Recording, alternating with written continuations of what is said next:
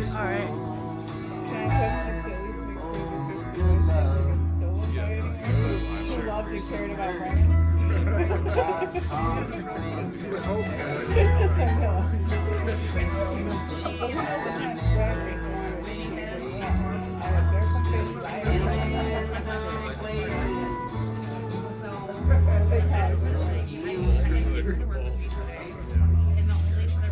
I know. The dress. Comfortable. Yeah, well, you had to put down my face.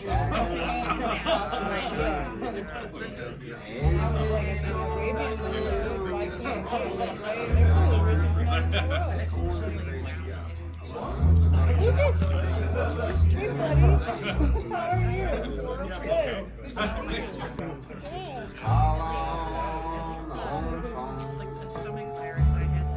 Voice of Joe,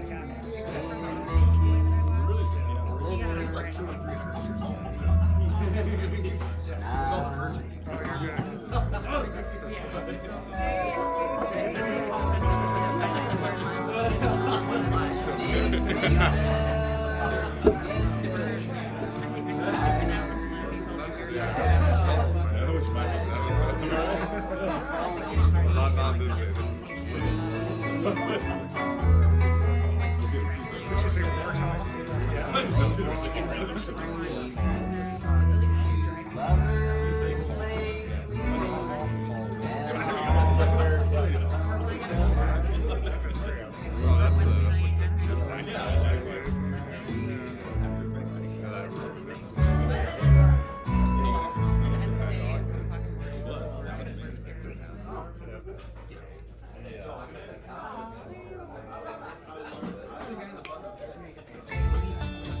The guy on the far,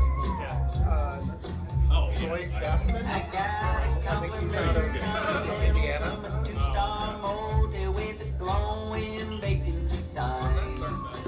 There's a They're talking September. free grand beans on the place by the bedside.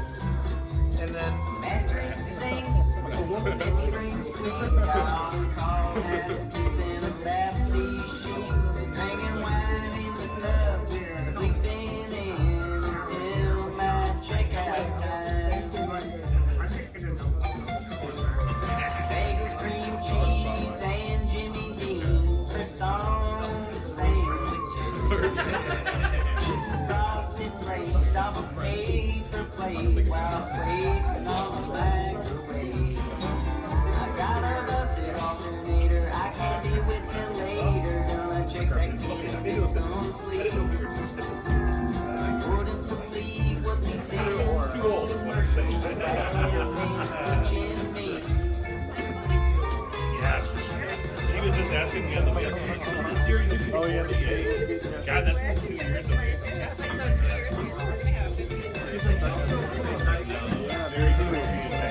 Very clever.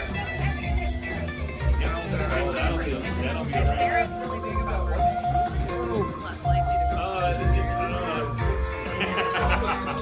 yeah. It's all south from here, right? I saw you at the park became friends with Yeah. Are you friends with I got a alternator Yeah. two-star motel with a glowing Yeah. vacancy song. Throwing a couple bags. Yeah.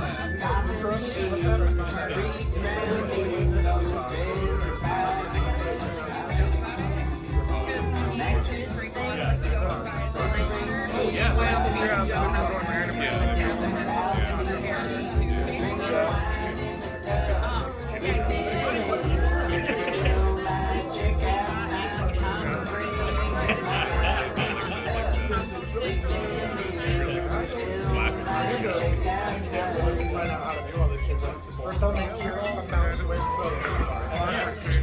It will. Absolutely. He's like, I had like Yeah, thanks, honey. 6 feet tall. Well, this much cost effective. Yeah. Standing in the lawn, So we have stars, light, stars. the winter. Like, we used to sit on the back porch and we got some cold for that. So we made a space in the garage.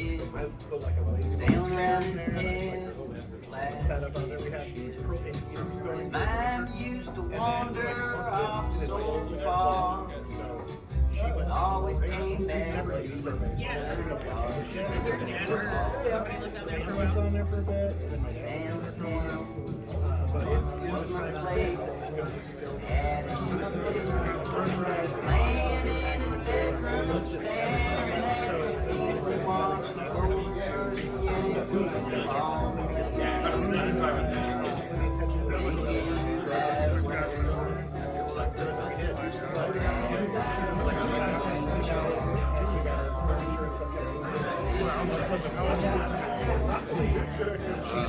Far away.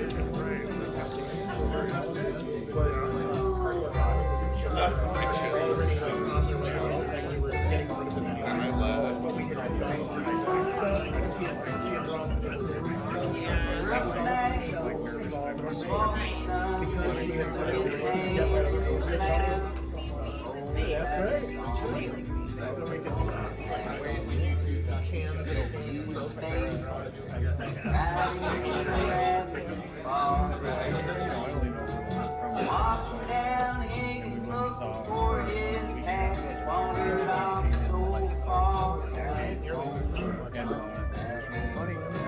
Yeah, I was gonna say, you can't believe you would have walked out of Maggie's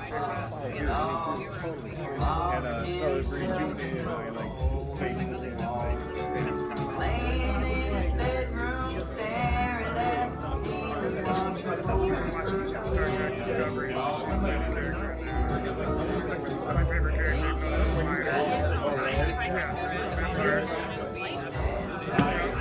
Yeah, the personality is like it's really unique. I don't know if you've seen it. Alright, we're looking for a party.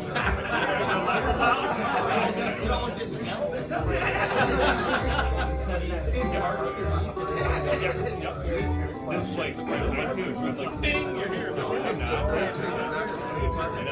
I know it's gonna be something so last. such a short lead.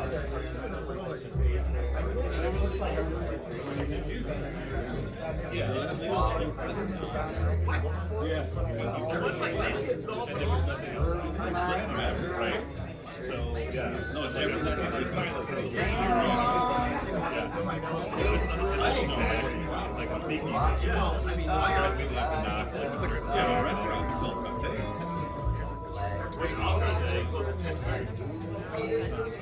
Spreads out this way, so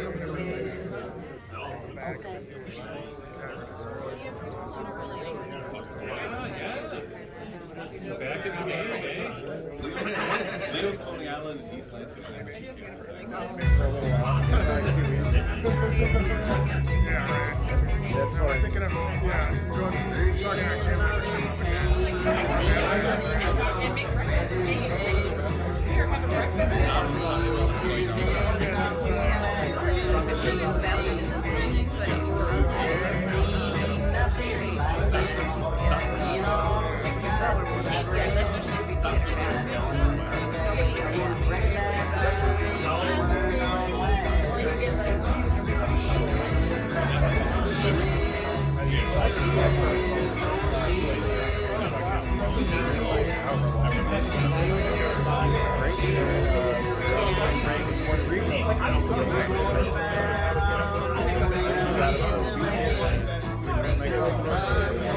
but he's been pretty frank.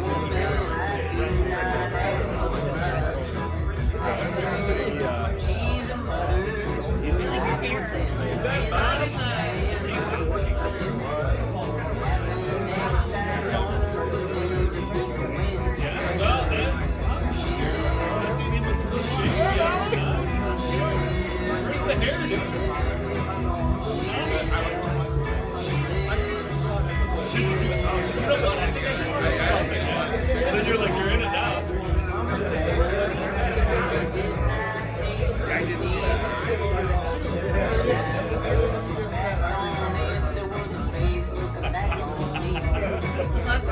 It looks good up here. Yeah. Yeah, you've been shaking for a while, man.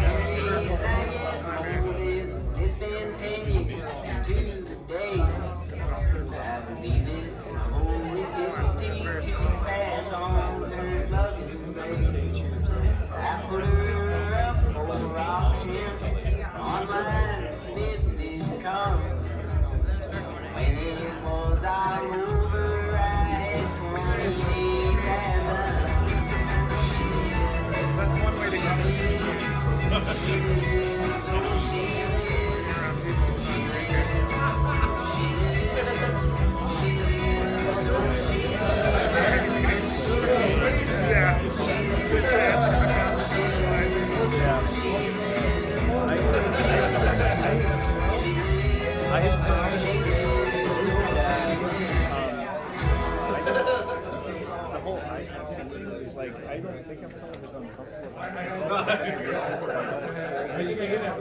Right, the same way that other people do, and I move much more frequently than Oh man, the mirror's cracked. I can handle. yeah. I'm not good at it. And like I try to be reasonable, but then I find that it's more than I can handle, but then like I look away and the people are like, what are you looking at? Oh, yes. Which makes me feel even more awkward in conversation. Yeah. Well, I've actually found for me personally, that my sessions are if I deliver slow down my and It's like taking a deep breath. it is like that. And actually listen to the yeah, but so that's how I do it. Just out here listening to people. It's like, sorry, you gotta. Oh, yes, Flowers hang from the balcony. right. I can move,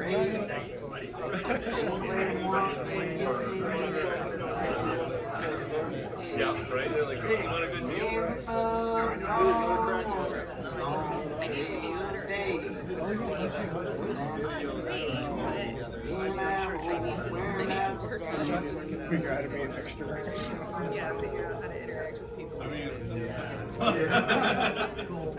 Whoa! I don't know what people expect that when they move The bar's really small. Me too. yeah. I don't even need your There I was in the world we made Oh, yeah, on the there's outside of love. I'm trying to remember. They don't offer. Anywhere Once there's, was. I can't even remember anything. I'm on these mailing lists of people that I don't know if they are my agent or if I happen to ask them for a listing for something once and they got on the mailing list and they all act like they know me. Yeah. Yeah, we keep notes. It's creepy. It's like, hey, just wondering if you're still interested in, I'm like, I don't know about it. Putting on French, make a But dressed out I don't know whether there were agents that like distinguished themselves.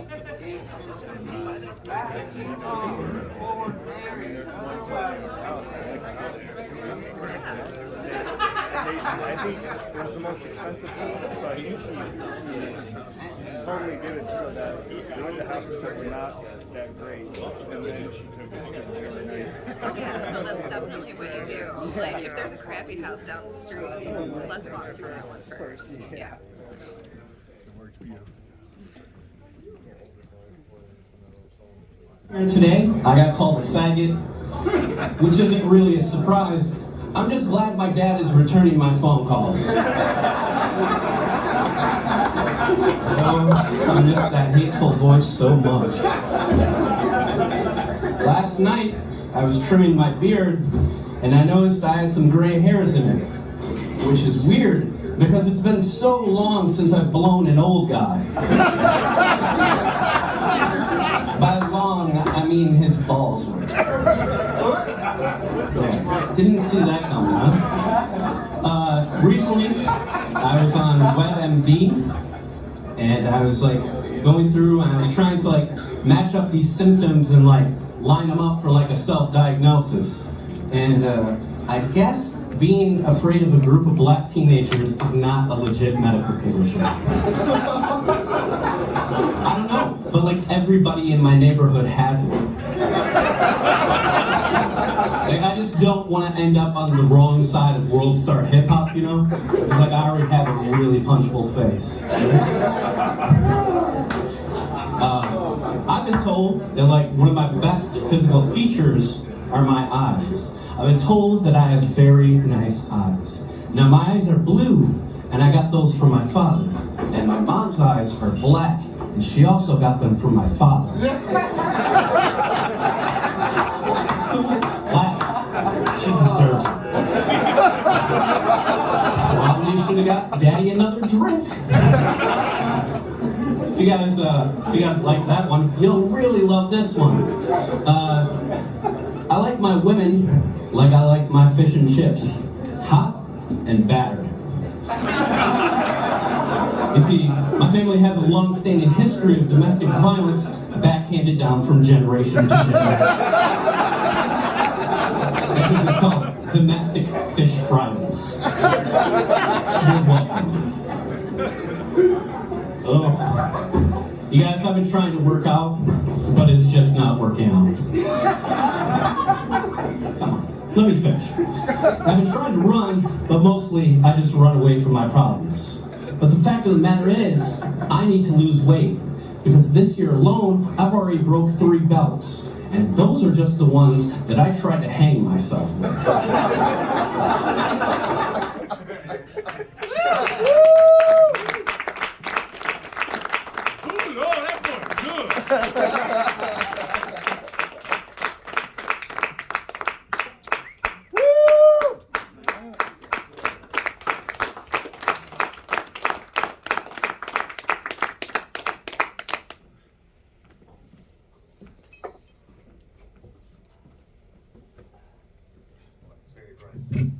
First, let's thank Brian B for the video we just watched. Thanks for putting it together.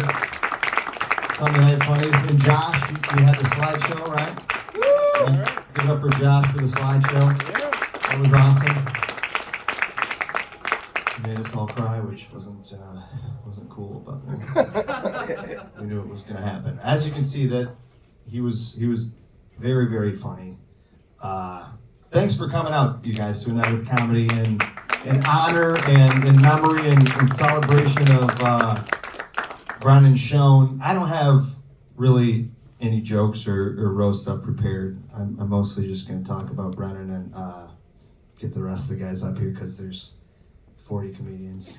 And if that's not an indication alone of how much people respected and loved Brennan, I don't know what is. He was always very funny.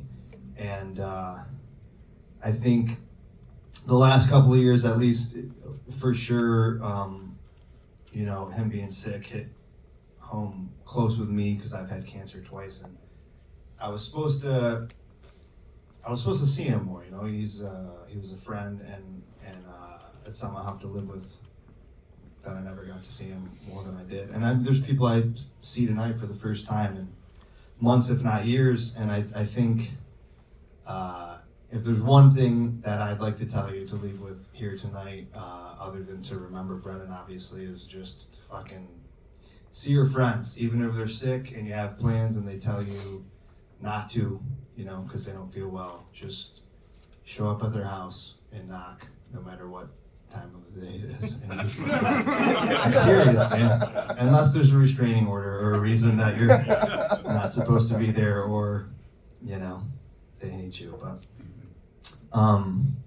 just a few quick things about Brennan. We used to meet up and play basketball. This was years ago when, you know, we hadn't gave up yet. And we were supposed to meet at a park here in Grand Rapids over by the zoo. And I was like explaining to him where it was. And he just cut me off. He's like, I know where that is. I used to meet a guy down there to smoke crack. I still don't know if he was fucking with me. He was serious. But I think a lot of us here too have a dark sense of humor, and he was like the king of the dark sense of humor, man. So I don't know if you guys are aware, but I kind of told all the comics tonight to do whatever they want. Some of them are going to do roast jokes. They're going to roast the rest of the comics here. They're going to roast Brennan. Maybe they'll roast cancer. Some people are just going to tell jokes, and other people are just going to have Brennan stories, but I kind of left it open to them. So if they fuck up or they do something that wasn't funny, that's on them, because I pretty much gave them all the options. So don't try to blame it on me. But I do have one. I was looking back through my messages with Brennan, which I don't recommend if you have a friend that passes away. Don't look back through messages because it's very sad. But a lot of it is really funny because if you thought he was funny in person and the shit he said on stage, you should see some of the shit he said via message. First of all, he kept spelling the N-word wrong, which I thought was funny. I'm like, there's 2 G's, you know that, right? What's a Niger? That's what I kept saying. He didn't really.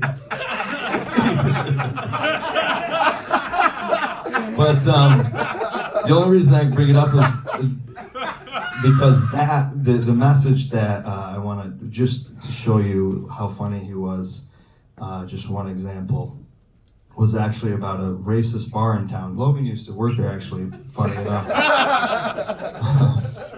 There's probably a picture framed of you on the wall that just says black guy below it. So they can be like, see? I'm not going to say the name of the bar, but I'll just say that it rhymes with holiday bar.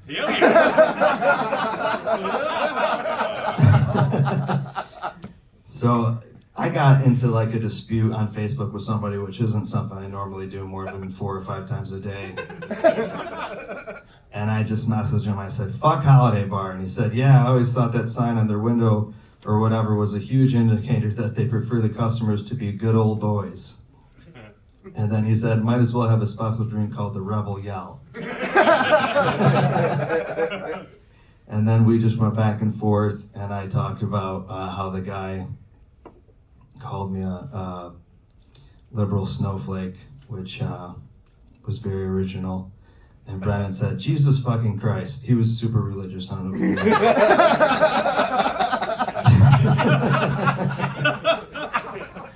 And he said, that's crazy, laugh out loud. Liberal snowflake, what a piece of shit. You'd expect the originality from someone whose favorite shows probably include Ice Road Truckers, Duck Dynasty, and Dukes of Hazzard. I don't really know what else to say, guys. This is very sad, and if I'm up here too long, my voice will crack, and I hit puberty a long time ago, so we don't want that to happen. But we're going to get the show on the road. We've got a lot of comics here for you tonight. But before I get the next guy up here, let's, I thought about a moment of silence, but that felt too classy for most of the pieces of shit that are here. Not Brennan's friends, but I mean the comics. So let's just cheers to Brennan. Can we do that? Woo! Thank you guys, cheers. And just a reminder, there's a basket over there you can throw cash in. You can throw some money at Victoria Gets Paid via Venmo, and that would be cool. I don't think there's anything else I'm forgetting, but if there is, I'll say it at the end of the show. All the comics are just going to bring each other up, so I'm not going to get back up here because there's too many people. But without further ado, let's get the next comic on stage. He's very funny. He's from the Kalamazoo area, and that's really all I know about him. Please put your hands together. I'm kidding. He's a lovely guy. He's a Lions fan, for Christ's sake. Make some noise. He's a tortured soul. Jared Hibbs. Thank you, Adam. Thank you, everybody. The greatest of all time. The only thing better than Brennan is that handshake. Holy shit. Like fucking did Tilka die and get reincarnated as your handshake? It's for the Kalamazoo comics. That dickhead, he disappeared. I don't know where he's at. Hi, Brennan's real friends back there. Nice to have you guys here. I wasn't sure how dark we were going to get this evening, so here we go. Any widows in the house? Is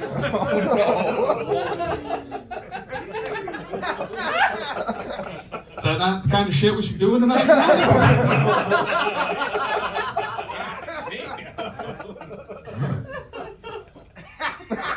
Well, good morning, everybody. We'll try this next one. Anybody bereaving anything this evening?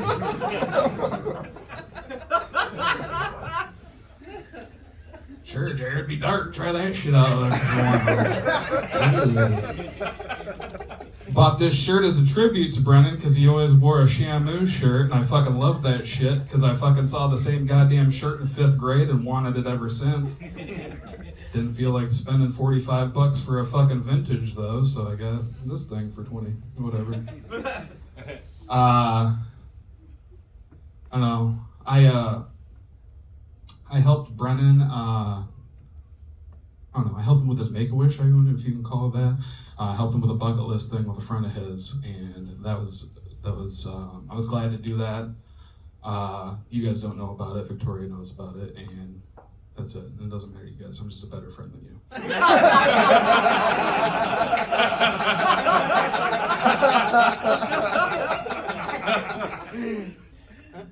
Just fucking remember that. He's a shitty comedian, but he's very helpful to his friends that are dying. Just keep that going. Deggy? Oh, I'm glad you're in remission. I'm glad you beat cancer twice. It made you a lot nicer to fucking open micers like myself. Still, like, it must have fucking weakened that handshake up, though. I don't know about that. You're a dad now, though. Can I offer you some fatherly advice? Sure. Don't let your kid get cancer.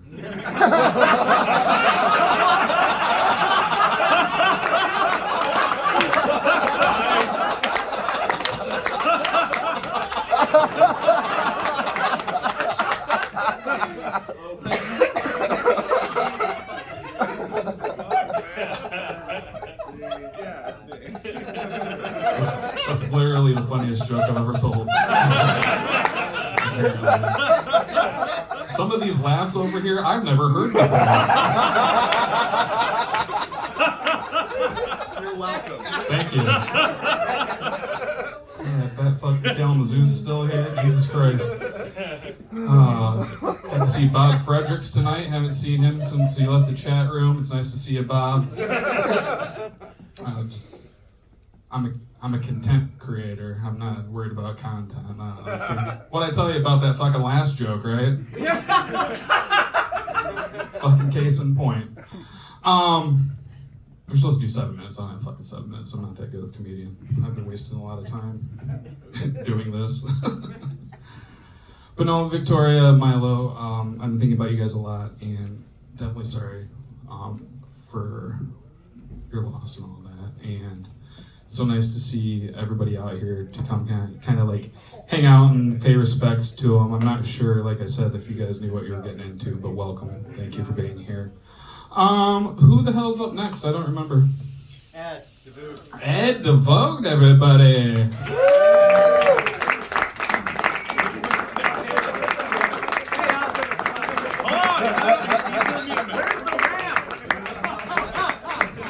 I got cancer again waiting for this.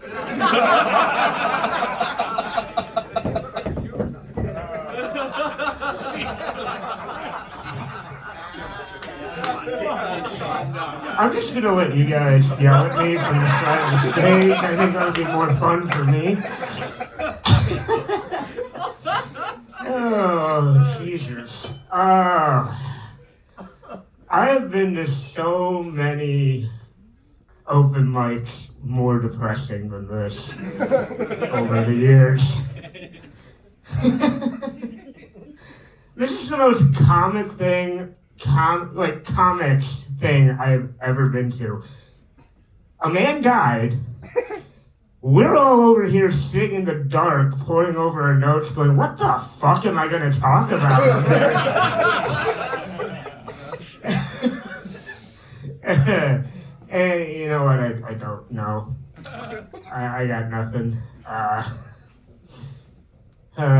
was supposed to actually do another show across town at 9 o'clock, but I think I'm just going to ghost them.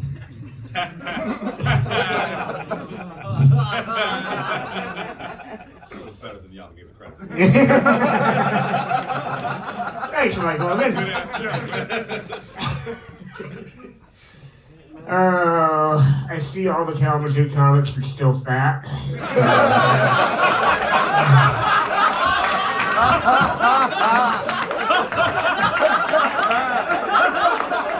I haven't seen any of you in 2 years, and it's good to see you haven't spent any time working on yourselves in any way.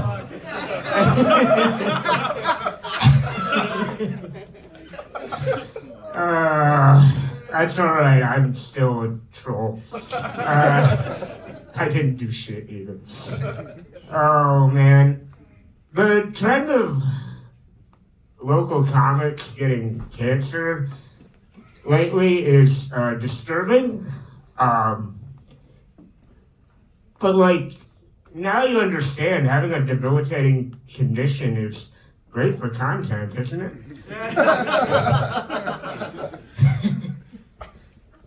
Okay, maybe that was too on the nose.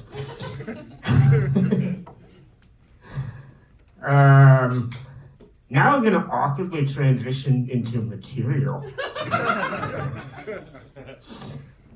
Because there's like enough of you in this room where I think I can do it that don't know me. As you guys can tell, I got the vaccine.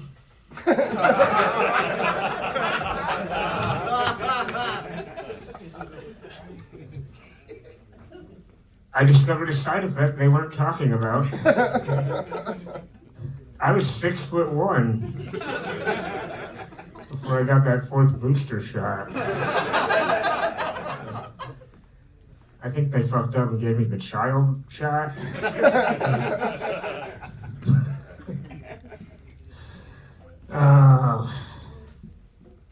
No, it's not all bad though.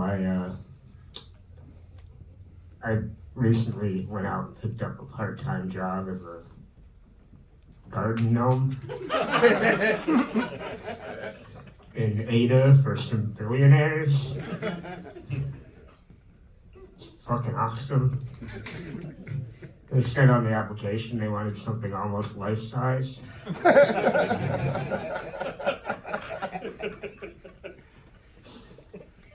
I love it because my coworkers don't talk.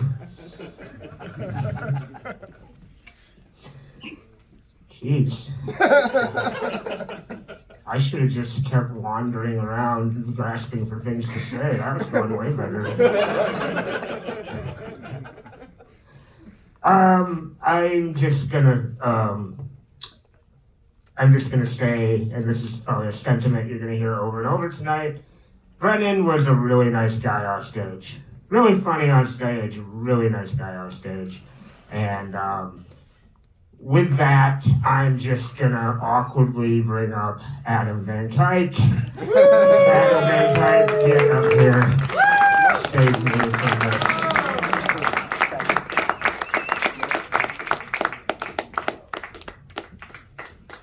Everything you're not supposed to do when transitioning.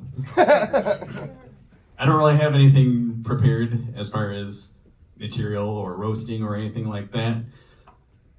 But I did get Stu sent something.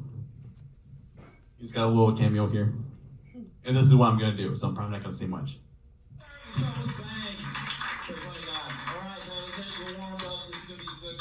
You guys are going to all be into this. It's going to be a whole lot of fun. So let's get going. We got 9 comics. Here's number 1. Put your hands together for Mr. Brennan Schoen, everybody. Yeah!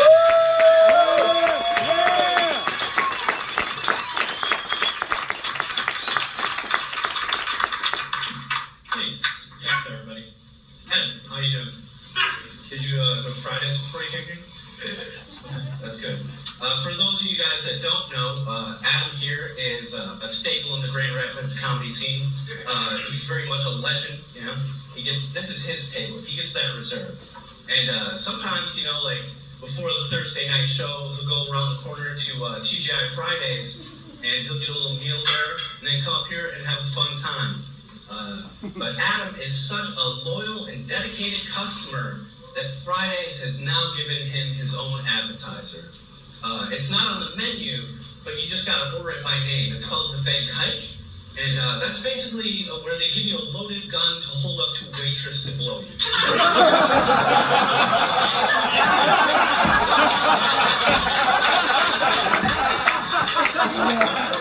Followed by the entree of deciding whether or not she lives.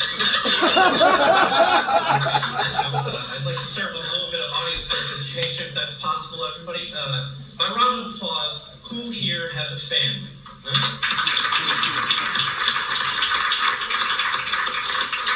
It's good, it's good. Pretty much looks like everybody. So, all right, now who here is a product of rape?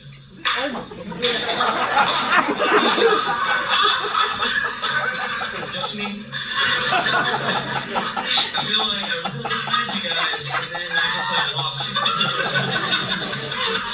That's how you become a comedian. Sorry guys, I was just looking for my biological mother. Search continues. As Stu said, my name is Brennan, and it's a bit different, it's a bit unique. I used to hate it when I was younger because it would constantly get mispronounced by like everybody across the board, from like kids, to teachers, to parents. It was so frustrating. I mean, I pretty much heard every name in the book. I've been called Brandon, Brianne, Brendan, faggot. It's close enough. Teachers can be so brutal. Like most kids, my parents have a nickname for me. Well, they actually had two. And one is Bren, which is short for Brennan. And the other one is really hard to live up to. They like to call me Jesus. And that's because they don't believe in me.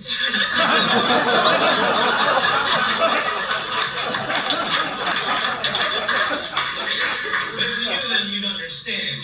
See, Christ turned water into wine. I just turned my parents' hopes and dreams into tears and sadness. I work in mysterious ways. That's me with you all. I've got a nephew that's really religious, which is weird and super annoying. But he's like 11, and he's decided to like give his life over to Christ, you know?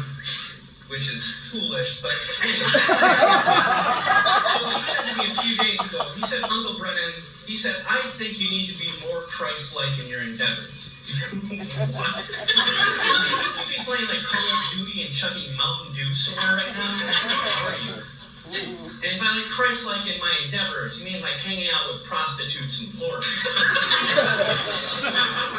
But I told him no matter what, you know, I'm very proud of him and his decision to help people and guide them throughout life. You know, I feel that's very admirable. That's important to have those type of people. You know, and I told him the best way to lead is by example. And then I nailed him to a fucking cross.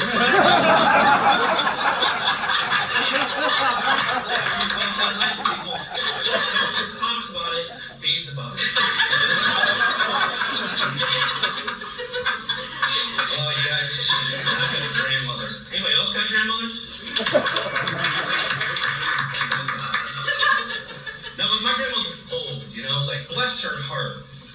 And, like, over the past few years, she's, like, developed, like, some loss in her cognitive functioning, you know, like, her ability to reason and make decisions and remember things. And most recently, she started losing some of her mobility. Like, when I was over there visiting her earlier today, she stumbled into a table, knocked over a lamp.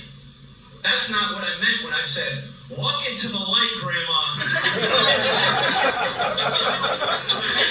Really, the joke's on her because she's dead.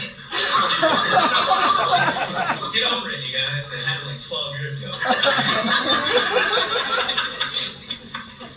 You guys, I work really early in the morning, and last weekend I was driving to work, and I saw a house fire. And I immediately thought three things. One, I hope everybody that lives there is okay. Two, I should be eternally grateful for everything I have in my life. And three, wow, my ex-girlfriend's house burned way quicker than I thought.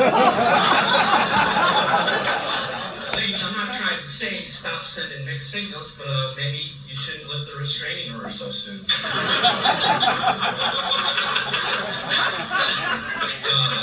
How does that saying go? If you give a man a fish, he'll eat for a day. If you teach a man to fish, he'll eat for a lifetime. If you teach a woman how to fish, she'll just complain why you didn't take her a Red Lobster. Or Long John Silver's. She's not classic. Did you know that, like, if you put your ear to a seashell, you can hear the ocean? You can also hear how ridiculous you look with a seashell to your ear. You guys, I'd like to think that I'm a pretty good host, you know? So when I have company over, I like to have my penis up. It's a bit of a conversation piece. But really, it's just small talk. I'm seem like it, but I've got a name for my genitalia. I like to call my dick Marlboro because it's small, it's highly addictive, and it looks great in a cowboy's mouth.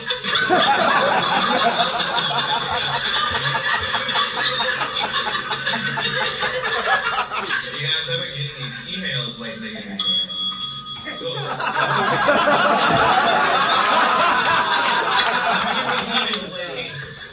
They say, do you want an erection that's bigger, harder, longer, stronger? Well, yeah, who doesn't? But you had me at, do you want an erection? I'm gonna end it on this note, everybody, and my life on another note, I'm sure. My absurdly massive penis. I've been told one of my best physical traits are my eyes. I've been told I have very nice eyes. Now my eyes are blue, and I got those from my father. And my mom's eyes are black, and she also got them from my father.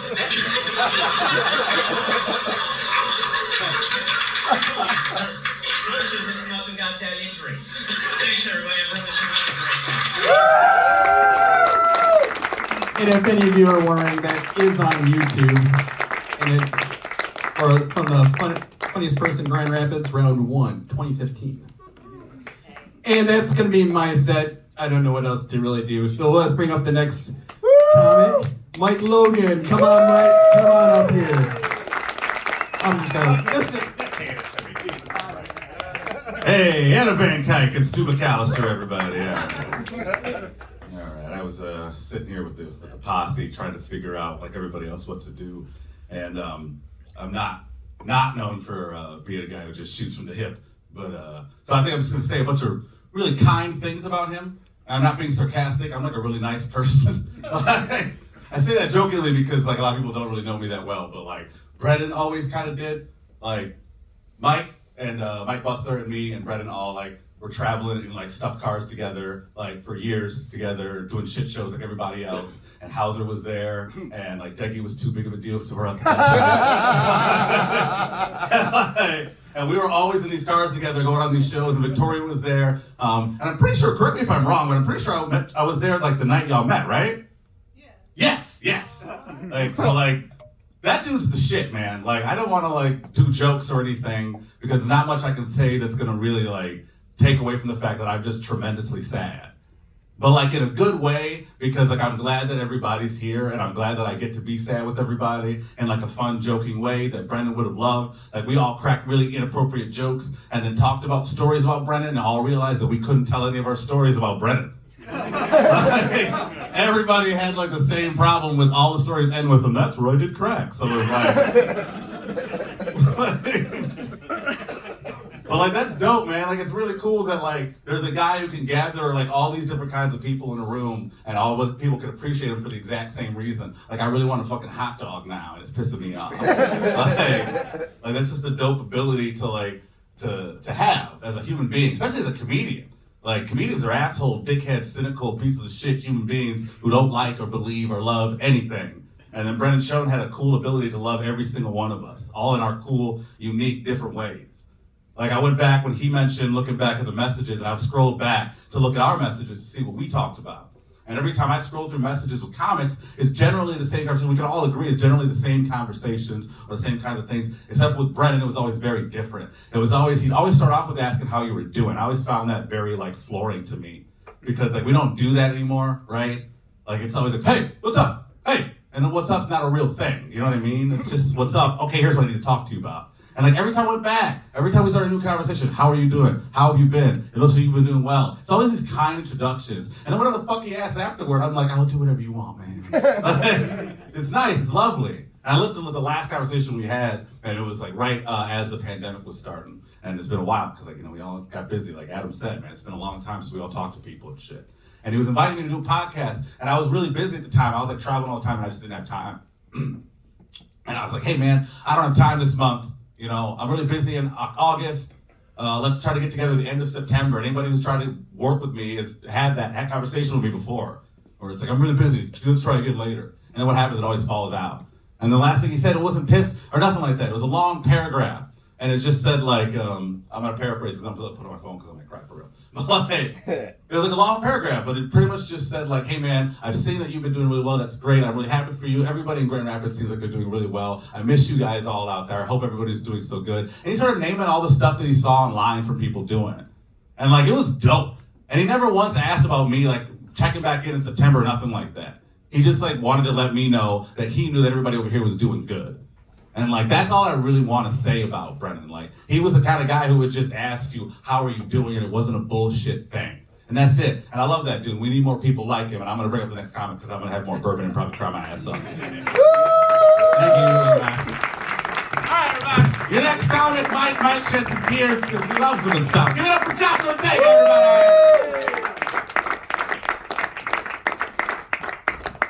Keep it going for Mike Logan. I like Mike a whole lot because Mike just looks like somebody tried to gentrify 2 Chainz. Motherfucker be looking like Kanye Midwest. How is Brennan so much blacker than you do? Like, I don't know if you guys, I'm sure you knew this, but Brennan loved hip hop, and that was something that we always talked about. And yeah, fuck Mike, Jesus. Oh, I don't know what to do either. Deggy was up here earlier. I was the best man at Deggy's wedding, and remind me to get a new friend. Because when I die, I want it to be a fucking funeral. Not all this bullshit laughing and making fun of me. You motherfuckers better cry. Like, I want dashboard confessional and poetry. None of this bullshit.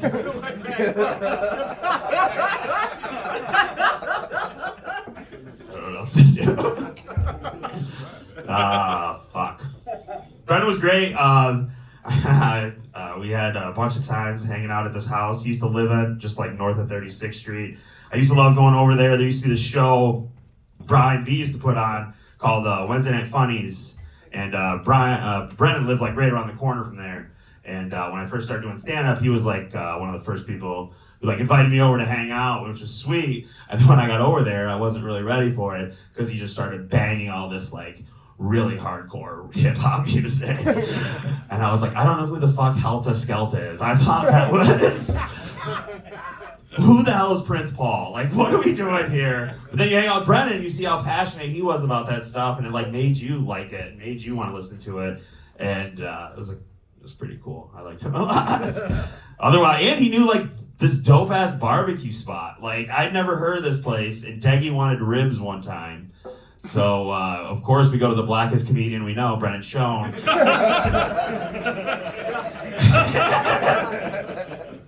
And we go to this, like, crappy place, again, off, like, 36th and Clyde Park called, like, the Dallas Barbecue. Shit was fucking fire. Dallas Deli. Dallas Deli, yeah, that's what it is. Yeah, that was the fucking best. And I went there, like, 3 or 4 more times. I think it closed because, you know, health violations or whatever. That's how you knew the food was good. Like, before you. Shit, I don't know what else to fucking say. I love Brennan. I'm gonna miss him. Is this him right here? It's like, that's his ashes. Oh, fuck. How did nobody bring that up? I thought it was... All right. I'm Josh Ortega. You guys, the next comic, I'm really excited because... I don't fucking know. Give it up for Sonny Pandit, everybody!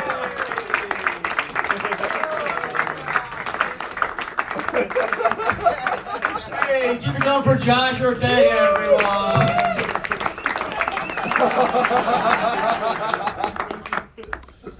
This guy's first time. This is gonna be real embarrassing, say. Did I get it? Yes. There we go. Hey, everyone.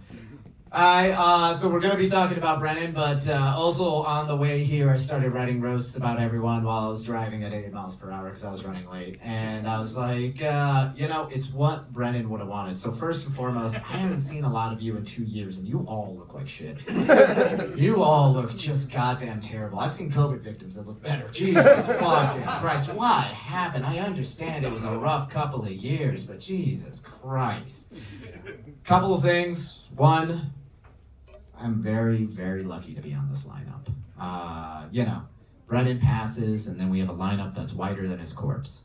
That piece of shit Daggy puts all the minorities together in the middle. In the middle. Alright, he did it in the middle, so it wasn't the back of the lineup, so he seems less racist. He's a cunt. Adam Daggy's the only man that I've ever met that's gone through chemo and came out of it looking like a tumor, right? Like it looks like a fleshy bump. I just want to give him a hug and get that ingrown hair out. Fuck yourself. Jimmy Bain, you guys will see Jimmy Bain here soon. Jimmy Bain is a wonderful man, but Jimmy always makes it that I absolutely hate allies because of you. You're just too much of a liberal white. It's fucking annoying. Oh, okay. We all agree. I know, that's the fucked up part. All right, let's see. Wrote some things down. Let's go through it. Ed! Everybody give it up for Ed. He did a wonderful job. Ed, you fucking test tube baby gone wrong. Ed is proof that if you molest enough, they will grow broken. Here's the thing. One thing that I absolutely loved about Brennan was no matter what, no matter the horrific situations that we all find ourselves in, he will always find humor. He would always give you that warmest embrace. So everything I'm going to say is just about molesting. So, let's see. Adam Van Kuyk, everybody! Adam Van Kuyk is a legend, and if he was just a little bit taller, he would absolutely slay children. You school shooting looking motherfucker. You have not changed. You look like you should be an island off of Sweden or wherever that guy was at.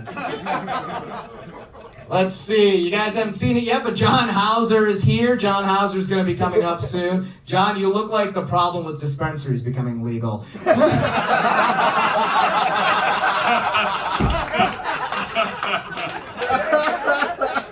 Who the fuck told you wearing a man bun and having a mullet would be the best option? Your midlife crisis makes me want to kill myself. Jesus Christ.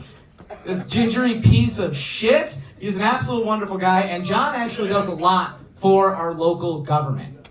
He does that by sucking the dick of Jerry Donovan. Is that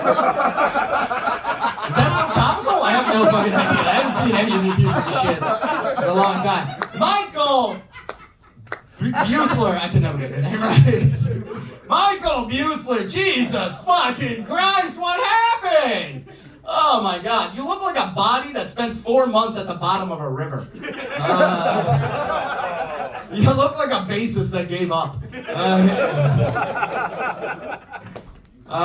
Let's see. Bob Fredericks, he's a very good friend of mine. He's also a Kalamazoo comic. He's going to be up here soon. Bob Fredericks is here, everybody. He's here and he's not lost on Twitch.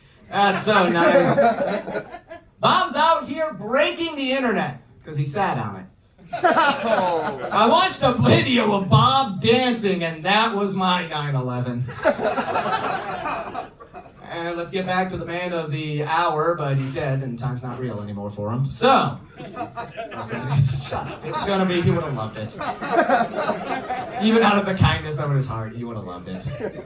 I knew Brandon was sick, and I found out, I've been in Chicago now, I was back in Kalamazoo, and I found out that he had passed. I saw the status, and that was very hard to deal with. You guys have to understand that I have been medicated with Adderall for the last 4 years, so I don't feel. That one felt, and that one was rough. And the worst part of it all was I discovered that he had passed while I was taking a shit on the toilet. But it wasn't just a normal shit. I was at my parents' house, and they have a squatty potty. Now, this is the first time I discovered that they had a squatty potty. Now, if you don't know what a squatty potty is, it is just a piece of plastic that you put your feet on and it raises your knee above your hips. So your butthole is like a laundry chute that chose violence that day.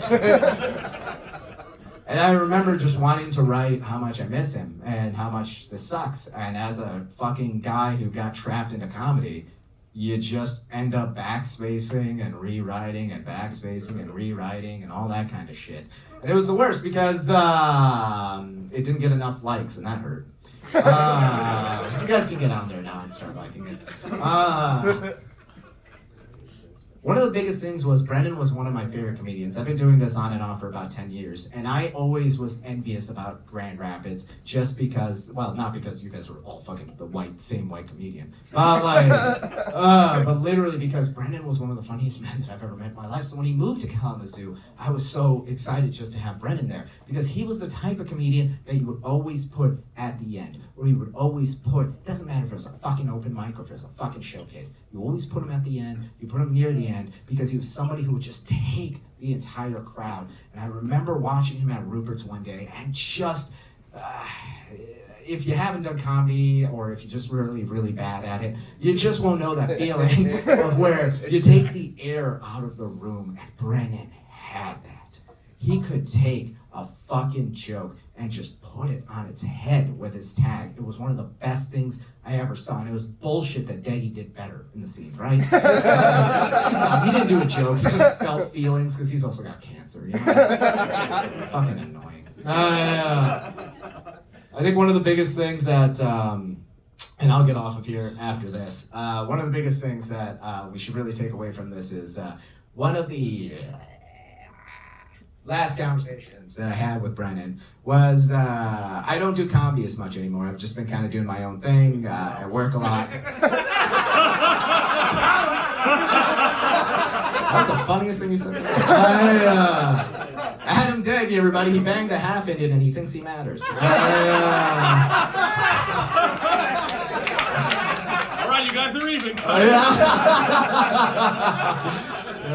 Jesus Christ. One of the last conversations I had about Brennan was the reason I really had to stop doing comedy. I'd broken my leg, and there was obviously Trump was in office. There was a lot of political issues, and I was literally getting into it with people on a daily basis. And he was just so fucking nice about it. Yeah, he listened, and he was wonderful, and he would give you the warmest fucking hugs in the world. But he would also give you them while he was wearing a cardigan. And cardigans are dumb. Especially on males. Whoa. They're stupid. No, I saw your cardigan and I was upset. I love you. I love Mike Logan. I didn't recognize him, but he looks like if Chris Cross grew up and did crack. It's like you at Brennan's dealer.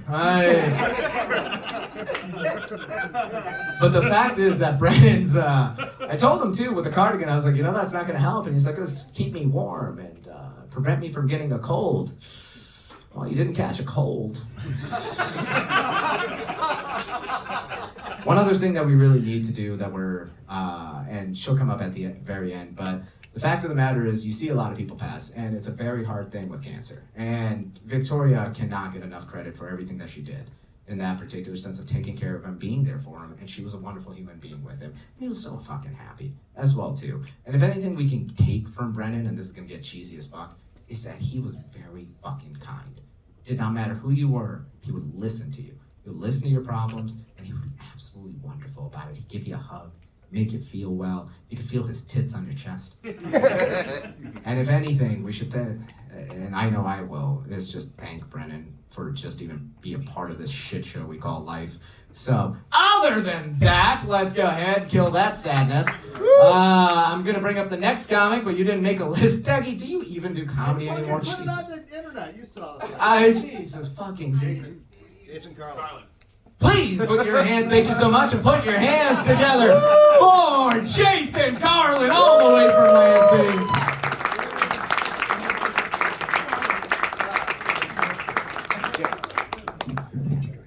Give it up for Sonny and what's left of his hair, everybody.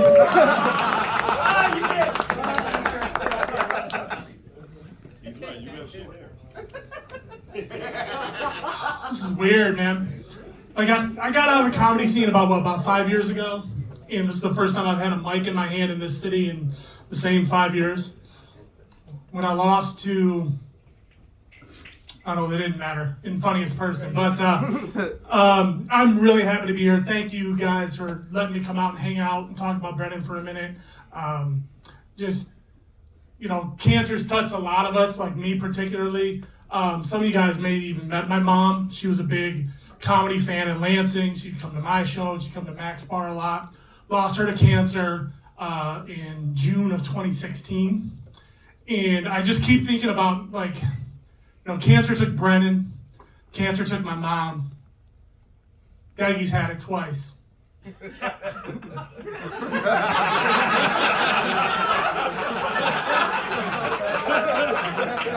Fuck cancer.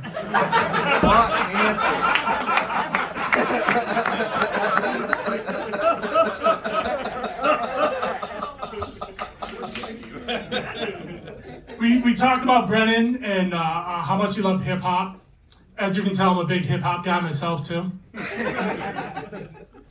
But I did write one hip hop joke in my career, and I'm gonna do it now in honor of Brennan. Hopefully I remember it. Bass! How low can you go? Eating a hot and ready in a Walmart parking lot. That's how low I can go.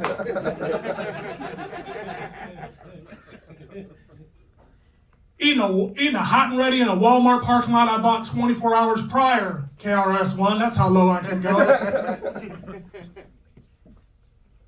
Eating a hot and ready I bought more than 24 hours ago in a Walmart parking lot. I wasn't even in a car. Eating a 24-hour-old hot and ready pizza in a Walmart parking lot. Not in a car, waiting for a bus and having to argue with the bus driver on whether or not I can bring my hot and ready on the bus. It's about as low as you go. The joke's awful, but it's the closest thing to hip-hop cred I get. So. I mentioned I lost my mom to cancer, and I think something that I kind of want to be the only serious thing I really want to say tonight is all of us are grieving right now over Brennan, all of us. And just remember to listen to your body when you need to grieve. You don't listen to what your body is telling you when it comes to grieving. Cannot wait for his Dateline documentary. Cannot wait. It's gonna make Tiger King look like Book of Mormon. So happy to see a lot of people here and Sonny Pandit. Saw Bob earlier, Fredericks. Bob is so goddamn lazy that he still wants to do comedy, but just got rid of the stand-up part and sits on his ass. It's a fucking dream for me, I'm not gonna lie. But no, I really have much else to say, but just thank you everybody for doing this. Thank you everybody for showing up on a Monday night on a venue that who the fuck knew where it was until we all got here.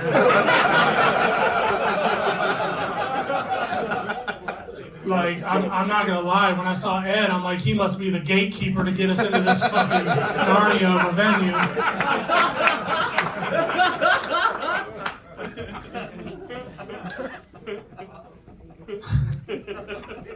But it's cool to see. Honestly, it's nice to see Grand Rapids comedy still doing something. Lansing is a fucking shit show for comedy too. And it's been my pleasure to be here tonight. If you enjoyed my shit, my name is Jason Carlin. If you didn't, my name is Dan Curry.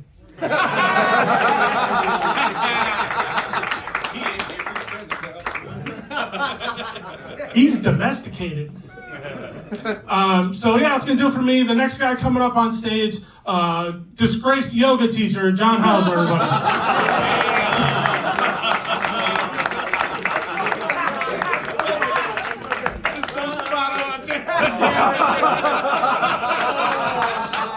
That's pretty fucking good. That was, I still don't think it's the best one I've heard yet. I believe it. This is as bad. This is not as bad as it got. I actually, during the pandemic, had a bit of a mustache at one point, just the mustache. And I have a roommate named Denzel Whitehead who's sad he couldn't be here. But I came out of the bathroom and he took one look at me and said it looked like somebody bleached Ned Flanders. Not a yoga one was better. No, that was alright. Clearly, I don't know what the fuck I'm doing. The first thing I want to say is Brennan was very, very close to me. Everyone has already talked about his unending level of kindness and compassion. We all know that. That's why we're here. And I should, you know what? I've already fucked up. I don't want to refer to Brennan in the past tense because I truly believe that he is still here. He will never be gone. I mean, look around you, for God's sake. I don't care what you believe, he will never be gone, and I know that because of everything I see in the room right now. It's not just me that feels this way. And so we all know his level of compassion, but Brennan and I, some of you may be aware, we're both adopted as well. Neither one of us really knows much about our, birth parents. He knew a little more than I did, but we shared that in common. So had I not already been lucky enough to be his friend and have access to that unending level of compassion, we always had that in common as well. And so I got even more from him. And it wasn't fair to anyone that I had that, but he did that for me. And I hope that I was able to do that for him, sharing that. I hope that knowing that I also knew what it was like to go through that and to use comedy to address the pain that we ultimately have being adopted. We'll never forget you. Now, having said that, I also firmly believe, knowing Brennan the way I do, that he wouldn't want us to be sappy all night. He'd want us to talk some shit. So the thing I know about Brennan, like I said, I don't know what you believe, and I don't care what you believe. I believe there is an afterlife, and I know that Brennan is sitting there right now at a bar with Floyd J. Phillips, enjoying free drinks. And they get free drinks because it's, I believe in heaven, so I believe they do get free drinks, which is great. But they both still need a ride to the fucking gig. Like, even in heaven. I'll be there pretty soon. Don't worry, guys, I got you. The other thing I did want to say as well, Adam Deggy, was doing a great job. Thank you so much for putting this together. Appreciate you, Adam. It's no easy task when it's not as emotionally heavy as it is. So he was very close to Brennan as well. So I know this has been tough. And a lot of people have mentioned that Adam was fortunate enough to survive cancer, went through a very, very rough journey with cancer and came out and survived it. And again, I don't know what, if you choose to be religious, but seeing Adam go through that and survive it really made me believe that the power of prayer is bullshit. Or I'm praying to the wrong God. I don't know which. I know James Brown Jr. Is a very religious person, so maybe he can help me with this. He'll be, you'll see him later. I know he has a very close relationship with God. And so, James, I know that you probably have felt this way too, being when you heard about Brennan dying of cancer, in your moments of despair, you cry out almost. You start to question, God, why? Why, God? Did you let Adam Deggy survive? Why do we still deal with him? Let's see, who's up next? I was going to do this in some order, but I can't anymore. Oh yeah, Josh Ortega. You saw him earlier. A lot of these people we haven't seen in a while. It's great seeing Josh again. Very funny guy again. Some great stories of us hanging out with Brennan. I will say this though, oddly enough, one of the last conversations I had with Brennan before he moved out of Grand Rapids. It was weird. It seems weird at this moment, but he actually said to me, he's like, John, because he had a habit of getting dark. He said, if something were to ever happen to me and, you guys have an event or a memorial of some kind, I'm sure there'll be a lot of comics there. He's like, no matter what happens, he's like, I'm cool with that. But please, for the love of God, don't invite Josh Ortega. That guy sucks. Josh would have been in the room when he said that, just so you know, he would have made sure he heard himself say it.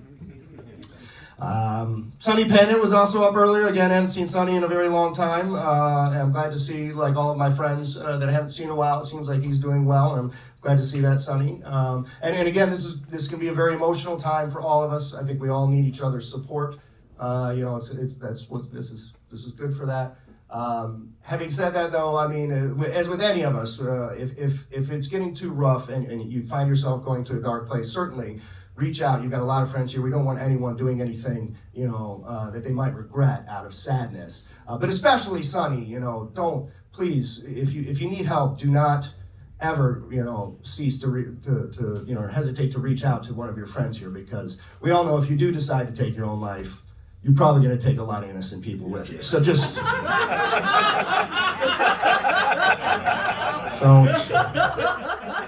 Don't think Allah is calling you home, all right? Just don't.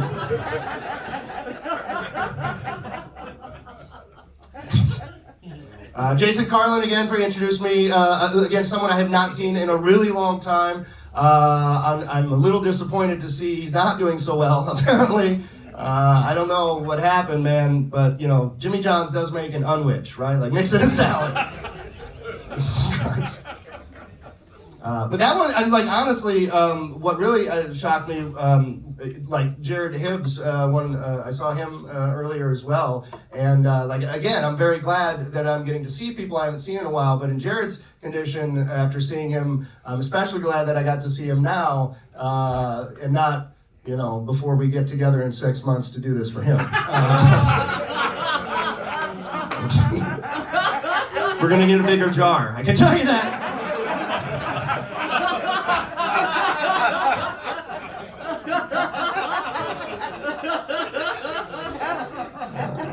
This is exactly what Brennan would have wanted. Like, this is making me feel good. You're gonna see, we've talked a little bit about Bob Fredericks. You know what? Fuck all of you guys for not mentioning one of the greatest people we're gonna see here shortly, Jamie Bradford, right?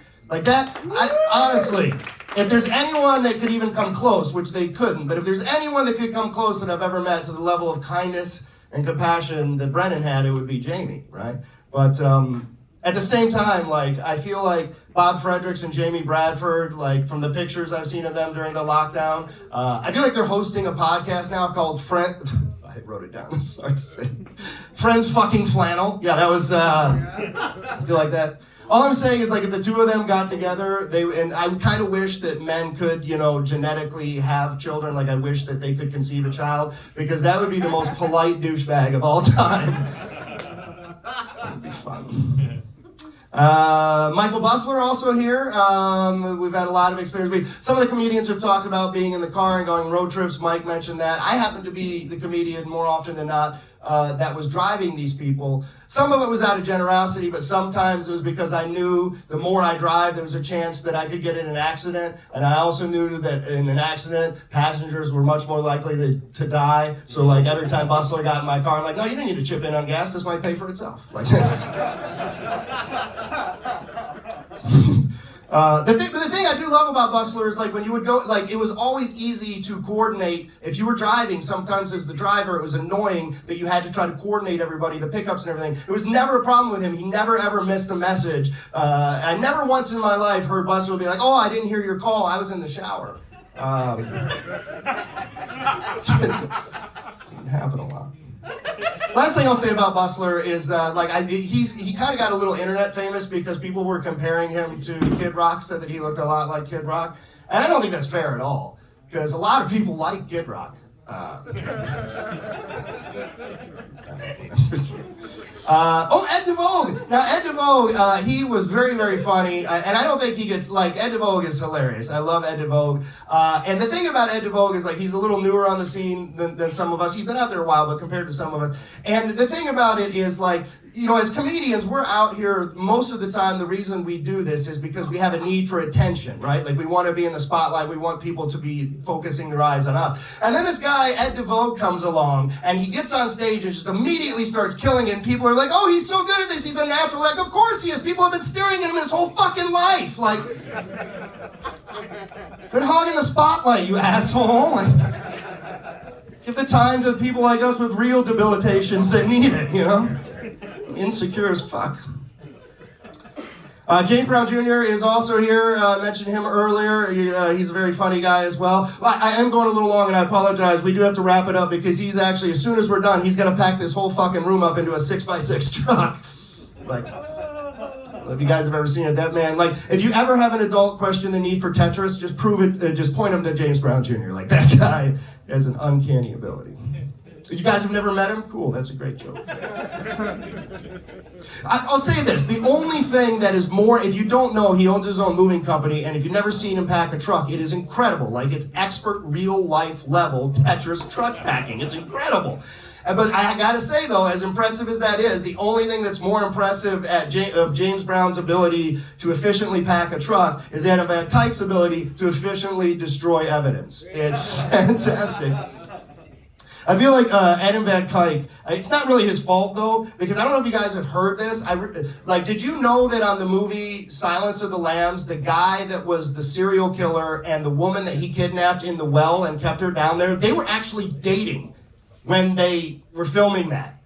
That's pretty fucked up. So I don't feel like it's Adam Van Dyke's fault, because I know he likes watching movies. I feel like he saw that and he's like, oh, that looks like that could work. I'll give anything a try 7 times. Got a lot of bodies.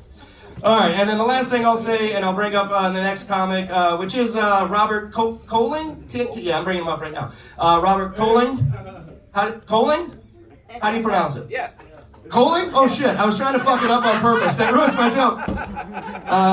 You know what? I'm just gonna bring you up here because honestly, I don't know enough about you to say anything mean. That's how little I care. So that's the meanest I can be. So, all right, thank you guys so much. Give it up for Robert Colling.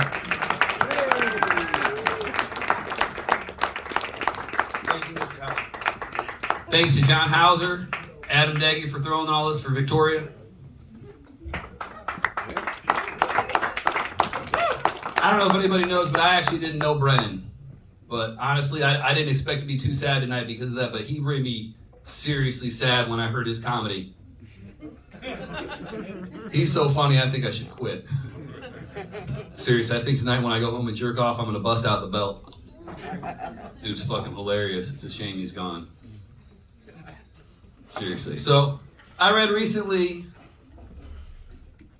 that if you smile at people when you meet them, it makes them more comfortable. But as I started doing that, I discovered I think it creeps people out a little bit. But I just have one question for you guys. Is it less creepy when you know I have a heart on? So, because I didn't know Brennan, I'm just going to do some bits. Hopefully I can make somebody laugh that's sad tonight. Anybody out there ever work in the restaurant industry? Yeah. Yeah? You guys ever be hanging out with your coworkers after a closing shift? Smoking some weed? Somebody bust out a sheet of acid? You're like, yeah man, I'll take 3 or 4 of those.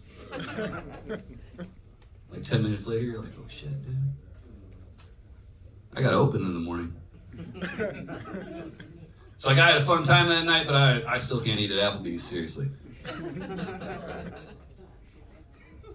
You ever know you're gonna hang out with your sober friends all day, you're not gonna be able to sneak off and smoke any weed, so you eat a couple hits of acid in the morning? Like halfway through the day, they're like, yeah, the trees are kind of cool, man.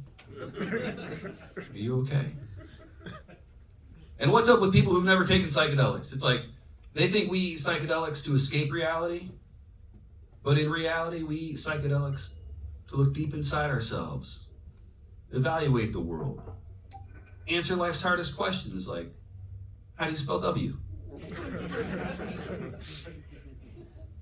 So I was sitting there with my roommate one time, and he was like, hey dude, I got some liquid, you want a trip? I was like, hell yeah dude, give me 3 or 4 drips. He was like, drip, drip, oops, the top popped off. Like, oh shit, dude. It's like I had a good time that night too, but pretty sure I still had PTSD. So, I had a roommate when I was in my 20s. Dude never had a girlfriend, but he was always talking about eating pussy. I used to call him a cunnilinguist. So, pretty sad night. I'm sorry, everybody's like talking about Brennan and stuff, and I'm trying to tell bits. It's terrible. So, I was at my dad's house for the Super Bowl a few weeks ago. He had all his snacks put out for halftime, right? I was like, hey Dad, you got any bagels? And he's like, no, I don't have any bagels. It's like, God damn it, I guess I have to masturbate the old-fashioned way. So, I don't know, everybody's got a cell phone now, right? It's like, I've had a cell phone for so long. I had a cell phone back in like the mid-90s. I had a cell phone for like half a decade before you could even send text messages, right? I was sitting there with a carpenter friend of mine one day, and it's like my phone was like, and I picked it up, and there's like words on the front of it. I was like, dude, what is that? And he's like, oh, she broke up with you, dude. Oh, no, man. It's like I got my second text the next day. It was from that dude. He was like, thanks, bro. I hit that shit on the rebound. So my girlfriend was cleaning out her car a couple weeks ago. She comes in the box, you know, you got the said box when you clean out your car. She's emptying it out. I'm like, hey, what is that? And she's like, what? And I'm like, that. And she's like, oh, you mean this? And I'm like, yeah, what the hell is that? Oh, it's a flashlight. Yeah, she went to walk back out of the car. I was like, flashlight. So, I appreciate everybody's laugh tonight. I mean, seriously, I'm not actually a comic. Just a bass player. My band won't give me a microphone, so I started doing this. I know, right? You couldn't tell. So, I don't know how many minutes I've done, but I think I'm just about done. So I got pulled over not too long ago. Hold on, Tiger. Oh, I got more. No, actually, you don't. I've been asked to cut you off. What? Oh, there we go. Not to be rude. It's about Brennan tonight. I was asked. You think I just do shit on my own? You guys got an opinion on me? I didn't want to be here because I don't like half you, and 85% of you don't fucking like me, so it's all good. Tonight's about Brennan. I want to talk to you about Brennan Schoen real quick. This is the son of a bitch that would make you laugh in the face of death. I had lunch with him a year ago. It was the last time I saw him. I regret the fact that I didn't have lunch with him sooner, okay? Or more recently. But I did get to see Brennan. James and I went down to have lunch. It was great. I'm talking to a friend of mine who's dying of stage 4 bladder cancer, all the while just making mom jokes at my expense. And I couldn't have been happier, because that was what me and Brennan had. That was what we had. John talked about road trips. Anybody that was in the car coming back from Traverse City when John Hauser driving, in the middle of a fucking blizzard on 131, we're doing 25 miles an hour because you can't see shit. Brennan thought it was a good idea to take a picture with the flash on. But he got to live 5 more years, fucking. I mean, we're all here, I get it, but the guy just played with death, is what I'm saying. I don't know how many times me and Brennan would get in Danny Redwine's shit house over those boobs, that booty, and all that. But she could have killed either one of us numerous times. We like to play with death so much. But Brennan Schoen was one of the most giving people I've ever seen in my life. He'd give you the shirt off his back. He'd give you the last beer in his case. He would lie to people when you stole too much cocaine from your roommate and had to have a reason for having it. The guy was just aces. I don't know if you guys, I mean, people that have performed with him, you know you're never going to see another Brennan Schoen on stage. You're not. You're just not. He'd make you laugh, but you could sit there, and I'm about to break down, and I don't really give a fuck, because I've had talks to that guy, and I could cry all day with that guy, I could laugh all day with that guy, I could drink all day with that guy, and at the end of the day, Brennan was always Brennan. Nothing ever changed. Nothing. And I hope that we all take that into account tonight when we're thinking about him. I miss the shit out of him. Victoria's got to miss the shit out of him. I mean, Victoria said, I do. Now, I mean, that's the ultimate. Holy fuck, I love this guy, right? Like, I mean, I would have blown him, but I wasn't going to marry the guy. You know, I loved him, but I wasn't like, oh, I'm going to commit to it type thing. Like, just don't tell anybody, you know? And he'd have been cool with that. And anybody knows him knows it's true. You know, he'll lie for you. Victoria, I want you to know that we weren't really sucking each other off while you were married. That was a lie, but I would have.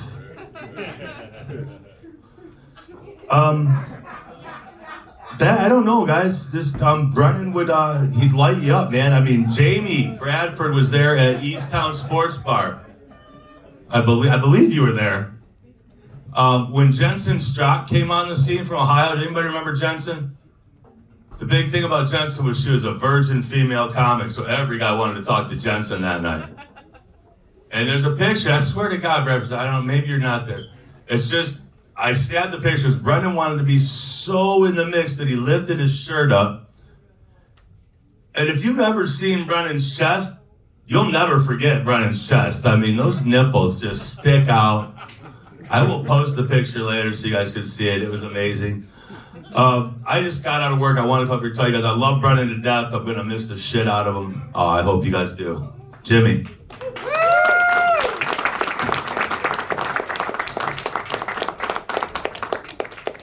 Give it up for our special guest host, Steve Pierce. Yeah, give it up for Robert Kaling. Yeah. Didn't know Brennan, but I loved you in the Grateful Dead documentary as the love child of Phil Lesh and Jerry Garcia. Brennan was a huge hip-hop fan. He'd love to have you here tonight. Yeah, Brennan would love us to roast the shit out of each other here tonight. And since I guess he's watching, that's what we're gonna do, even though this all hurts more than Eric Orive's feelings. So,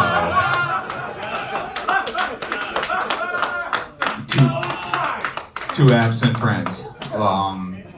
This is gonna get rough, guys. This is my contribution to Brennan Schoen's roast mortem. Adam Deggy, thank you so much for putting this on. Where is he? We are not gonna do this for you. I mean, third time's a charm, right? Fuck.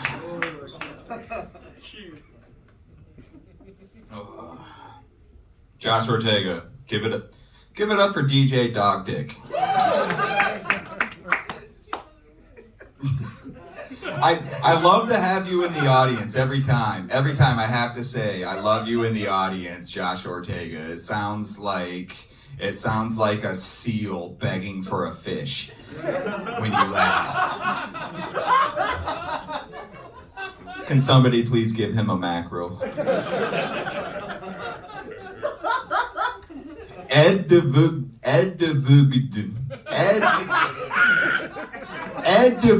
I don't want to punch down, but he's so short. Ed de Vugd.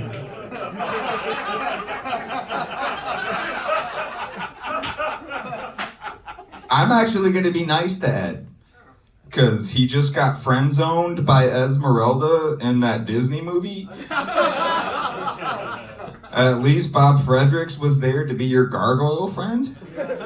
So, you got that in the end. I only assume you threw your back out the first time you tried to spell your last name.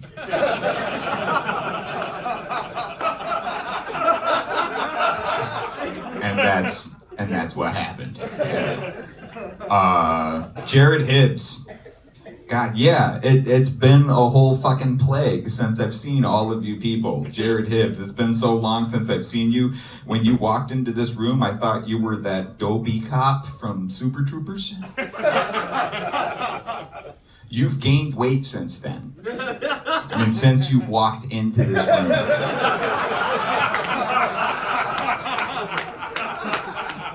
Sonny Panda, I haven't seen Sonny Panda in like 5 fucking years. That's a cop haircut right there. I don't know if any one of you have noticed that. That's a cop haircut. That's a cop beard that guy's got going on right now. Those are cop shoes. Best case scenario, you were named after Sonny Bono.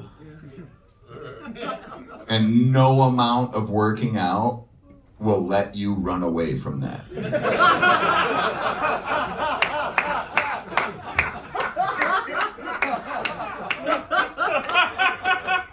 It's a good roast joke about nothing. It's just good-natured fun there. I like that. Jason Carlin. I love the pictures you post of you and your wife, Gatsby. You're a handsome couple. John Hauser. John fucking Hauser. You were the same age as Doogie Howser when that shit came out. Just infinite potential for the both of you.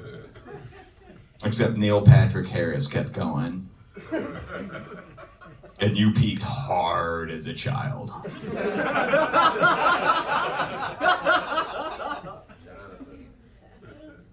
I don't want to talk too much shit. Any woman who doesn't know any better would be glad to have you for a while. Adam Van Kuyk, you're next.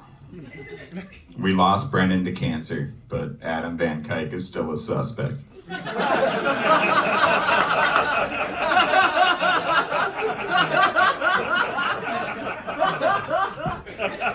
I feel like if we put like a buckled hat on Adam Van Kuyk, he would instinctively start accusing women of being witches.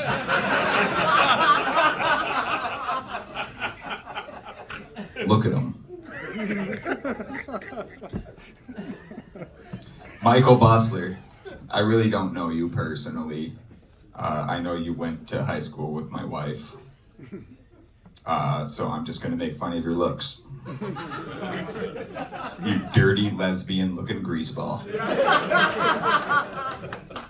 We have a petition at the back of the room to change your name to Ellen DeGenerate. You can keep your mustache. Mike Logan. I haven't seen you since they fired you from the pet store. Less said, the better there. Jamie Bradford. Hey everyone, Brennan knew a Canadian guy. That's great. Bartenders, when Jamie is up here, that's your only chance to restock booze and peanuts.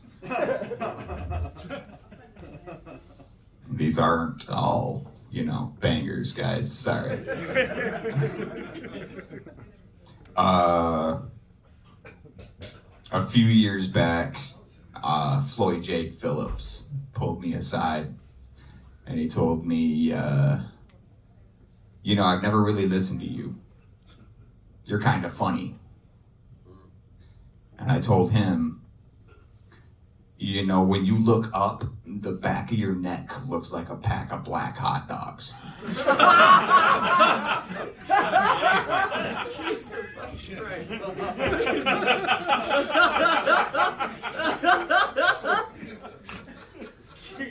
Last March, Brennan posted a picture of himself. And I told him he looked like Neo when he got unplugged from the Matrix the first time. And that's when I found out he had cancer. I'm sorry.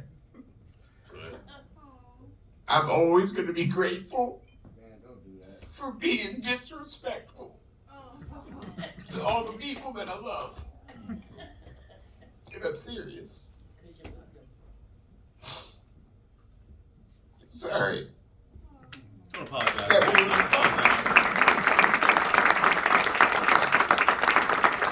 I'm gonna leave. Up next, you all wanted Jack Black. And your mom said you had Jack Black at home.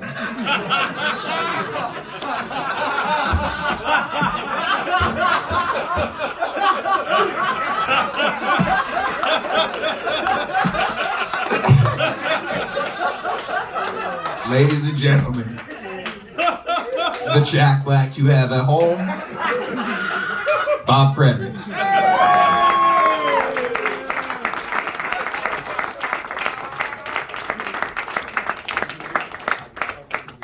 One more time for Jimmy Bain, everybody. The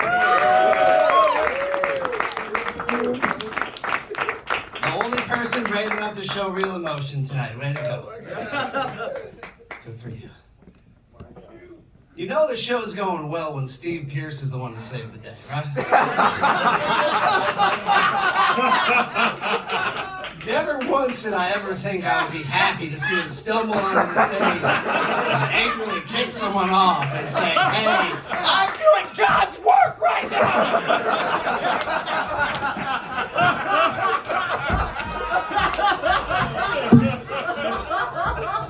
They asked me to do it, I swear! Thank you, Steve. Robert, I'm sorry you didn't get the message. If this was Hollywood, you'd be fucking going places. This is fucking Michigan, dude. Like, not many opportunities here. That's why I mainly make content online. And everyone else is like, well, I'm content to grab open mics in a small market. So fuck you, Bob. No, it's cool. I love you guys. I miss comedy. I'm glad to be here. Miss Brennan. One of the greatest. Like we've all known him. We all know Brennan, obviously. Most of us know Brennan.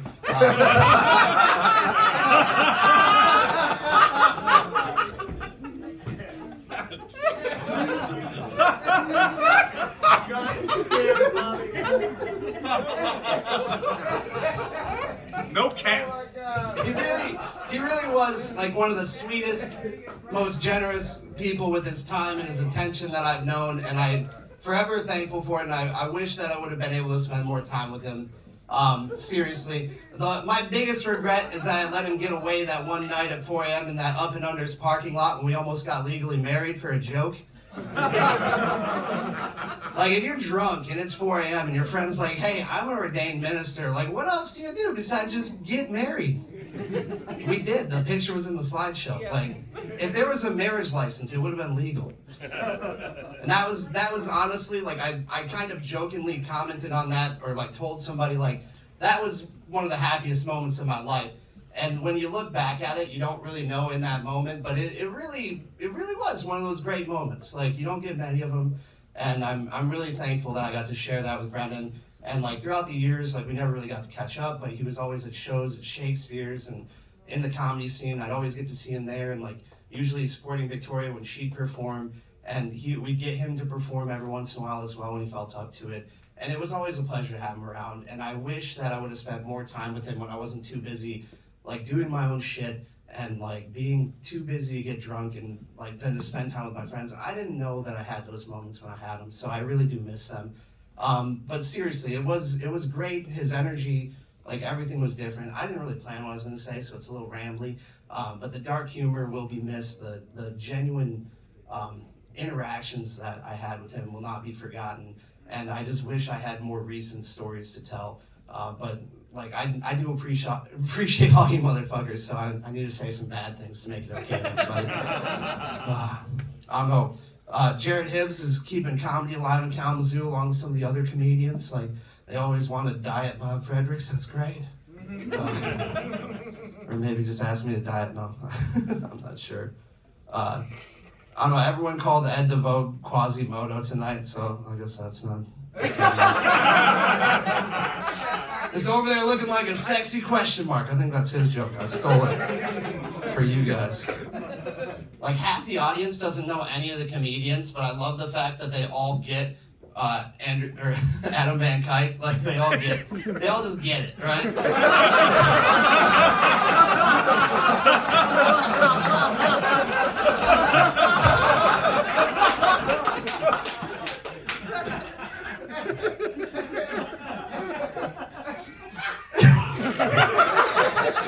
It's fucking Dexter. If Sonny Panic gets any skinnier, fucking Steve Pierce is gonna snort him.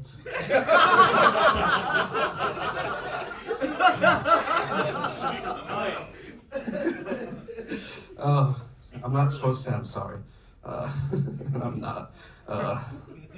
I don't know. Sonny is a ladies' man. Like, he used to look almost like me, and he lost a lot of weight. He's a kickboxing instructor. I see him all the time just beating up like punching bags and dummies on the internet. That's all he posts. That's all his content is now. He's just beating up dummies on the internet. Like, if maybe he beat his dick a couple times like that, he wouldn't get his dick in so many precarious situations.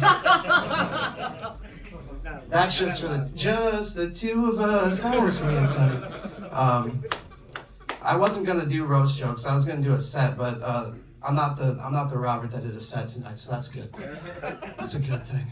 But I will tell some jokes. I don't really do that often because they're a little bit dark for me. But Brennan was a transplant from Grand Rapids to Kalamazoo, and honestly, the whole time he was there, every time he was able to perform, like it was great to have him as part of the group of Kalamazoo comedians and help us be. Like, he was our street cred with other scenes. They're like, oh, they got Brennan Schoen now. Kalamazoo's coming up in the world, because all the rest of us weren't shit. And that's fine. That's just kind of how the social hierarchy feels. When it's not really that way. I'm just being insecure. Let me be honest. Come on. Jimmy cried. I'm just being insecure. Let's go.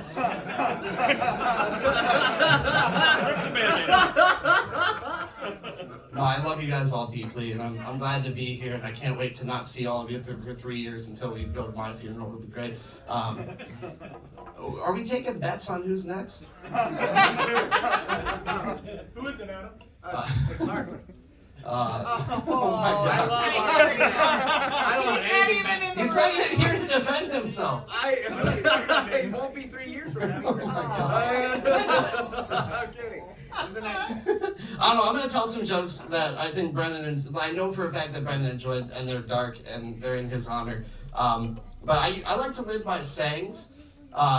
It's really important to me. One of my favorites, when in Rome, do as the Romans do. Like, it's one of my favorite sayings, because when I'm in Rome, I'm a crucified Jesus. Thank you. And this one was, I really liked back in the day, like when because the time that I spent a lot of time with Brennan was when I was first coming up in comedy. And this was one of my best jokes at that time, was I like to kind of take riffs on that song, We Built This City. You guys remember that? Like, we built this city! Like, a great song, right? But it's kind of dishonest. Like, you can't build a city on rock and roll, right? That's a shaky foundation, right? It's going to fall down. You're going to be up all night. Like, let's talk about the things you really built this city on. Like, we built this city. We built this city on crack cocaine. We built this city on slave labor. We built this city on Indian graves. Thank you guys so much. Love you guys. Coming to the stage up next, one of Grand Rapids' favorites, absolutely amazing comedian and show promoter and producer. I don't give him enough justice, but please put your hands together for James Brown Jr., everybody.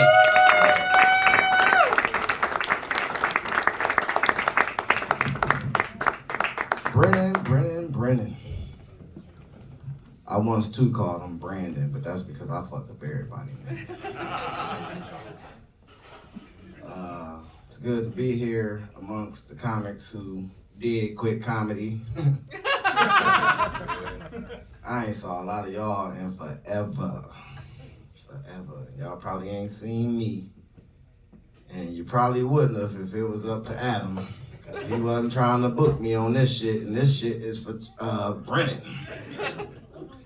He's still mad like Brian B. Geez, I wonder why.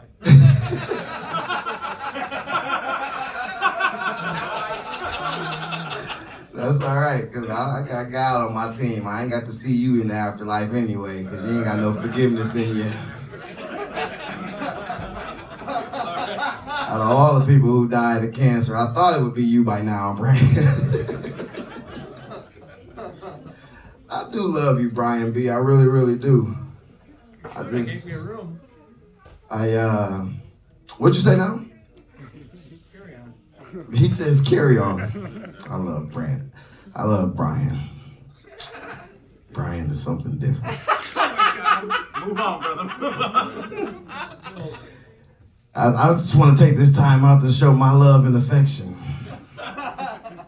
No, Steve mentioned that we were able to go down and have lunch with Brennan, man. And I will tell you this, even after catching cancer and the chemo and everything, man, his spirits was still on the same dark comedy, but it was just on him. Like, I was feeling bad for him, like, man, you lost your hair. And he was like, shit, you gonna lose me pretty soon. I'm like, touche, bro.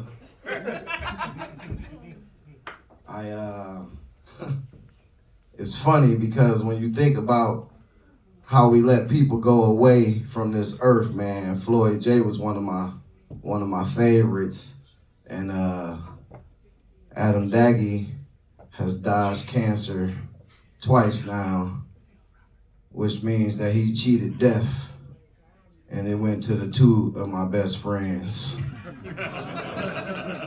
Brennan and Floyd. I'm known around town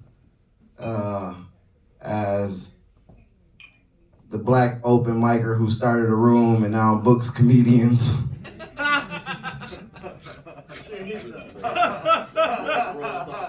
Damn. That's a big ass business card, man. And by the response in the room, none of y'all know where the fuck my room is either. So. What do me and the listening room have in common, do you say? Me, baby. No, man, seriously, it's an honor to be here just to be able to share some final words, man, and let everybody know how much he definitely meant to me as just like a person, man. Like, he wasn't all like super spiritual, but you knew he had a genuine ass heart, and that's what matters, man. He treated people like people and not like a dollar sign or not like, you know, how the comedy game do. You know, he wasn't clicked up. He loved everybody. He didn't belong to no clique. And that's what I loved about him the most. So I didn't plan a lot of jokes. I didn't plan no roast, none of that. I just want everybody to know, man, before you leave this earth, not only should you repent to God, but repent to some of these people who you holding some of them grudges against.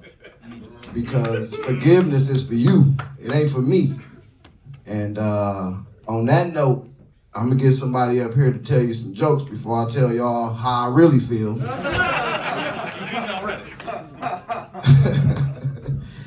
And give it up for Mike Busler.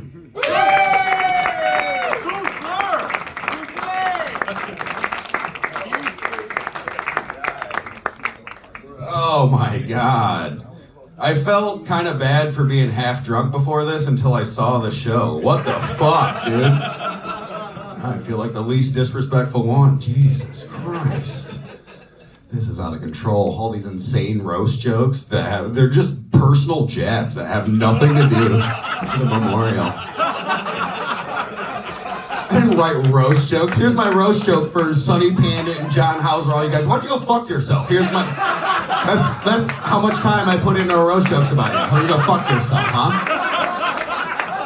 Suck my fucking dick, huh? Sonny's like, oh, he's bloated. Yeah, let's do some light alcoholism jokes before we get into the jokes about a man dying from cancer. Jesus Christ. John Hauser, I didn't write any roast jokes about you because the late, great Floyd J. Phillips wrote the best roast joke about you that could ever be written, is that just because you do 10 minutes worth of material in 5 minutes doesn't make it twice as funny.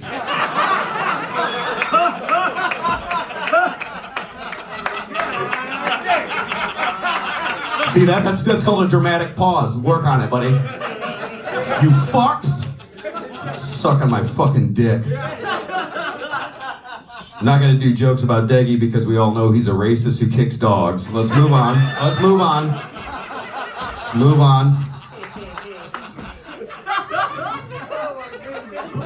We haven't seen a lot of the KZU comics in a long time. We got like 4 people who haven't done comedy in like 5 years. Good riddance. Fuck you guys. Jesus. I'm talking to you, Sonny, you piece of shit. You can move to Chicago, but you can't take the Kalamazoo out of your blood. This is so stupid. Oh, this is supposed to be a nice thing, and then it just get into just ridiculous jabs at all you guys. I wanted to start with, this is the thing is, Brennan was the first person who was ever nice to me in comedy, which obviously you can tell we're not nice to each other. He sent me a message when I was like 6 months in. He was like, dude, you're really good at comedy, keep doing it. And I was like, fuck, this meant a lot to me. I don't return the favor. I'm not like him. I'm not as nice as him. I'm like, fuck you guys, quit. I hate all of you. But he told me he liked 2 particular jokes. I'm gonna tell you both these jokes. The first one is, sleeping is the only thing you have to pretend to do before you can actually do it. You know? You gotta put your jammies on, get a little pillow, and then eventually you'll fall asleep. There's pretty much no other way to do it. Nothing else is like that. Like when you guys are driving home tonight, you don't get in your car and go vroom, vroom, vroom.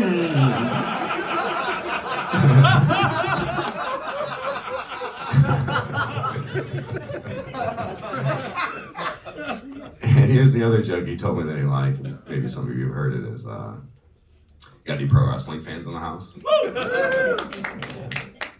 Here's the thing, if you don't like pro wrestling, you might not know this, is every person's got their favorite dream match. Now, dream match can be anybody from any time. Like, my buddy told me, he was like, my dream match is Ric Flair in his prime versus The Rock in his prime. I was like, damn, that'd be a good-ass match. But it's not my dream match. My dream match has been the same since I was a little kid. It's a Hulk Hogan versus my stupid-ass stepdad.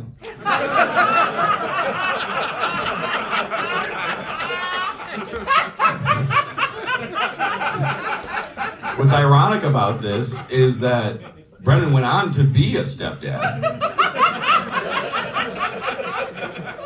But I think Brennan's stepchild could beat the shit out of him and Hulk Hogan at the same time.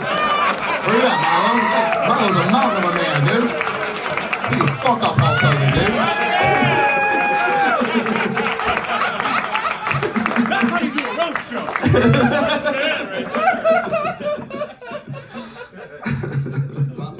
What's up? You're bringing Danny Redwine up next, okay, please? Thanks. Sick, dude. Did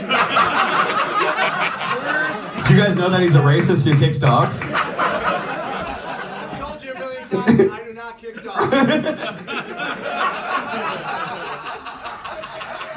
Sometimes he's racist to his dog. That's weird. That's racist. Oh. I might get sad on this next part. This next part's kind of sad. Get sad, we support you, buddy. Okay. Well, so far it's only been me and Jimmy who have long hair. Feel your feelings. Yeah, dude, we feel our feelings, dude. We meditate, dude. We're not afraid of being called gay, all right? We gave it up. You're wrong about both of those things. Jimmy, I will never believe that you haven't tried meditation. You've tried it. All right. Moving on. So I was trying to think of a good quote, like a poignant thing to say about Brennan and about this night. And all I could think of was like wrestling shit, which is not, like, fucking, that's not, that's white trash. But then this whole thing turned into a WWE event when the bad guy came and saved us all. Would you have thought at the memorial for Brennan Schoen that Steve Pierce did a face turn, dude? He turned into a good guy. What the fuck? God damn. Brennan is doing whatever the opposite of rolling in your grave is. He's doing fucking fist pumping, dude. Yeah. And that's relevant to what I'm talking about because the quote I was gonna say about Brennan, and we had talked about this particular wrestler who actually died a couple days after him, and a poignant quote that he said was from Scott Hall. He said, "Bad times don't last, but bad guys do." Now, it might not make sense to people who aren't wrestling fans, but Brennan was a bad guy. He was a bad guy. He wasn't a bad person. He wasn't an evil person. He's a bad guy. Bad guys are cool. We saw 2 recordings of him and he said faggot in both of them. It wasn't from the 80s, dude. That was like 2015. That's bad guy shit. That's cool. That's fucking cool.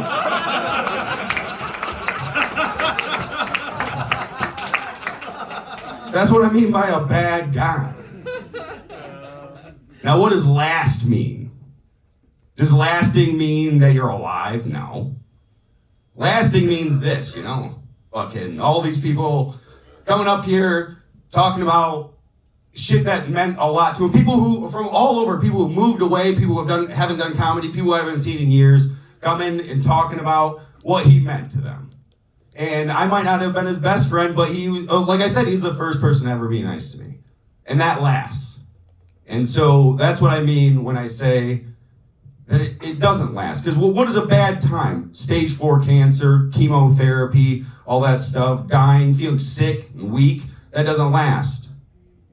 And that's why I say that bad times don't last, but bad guys do. Give it up for Brennan Schoen, everybody.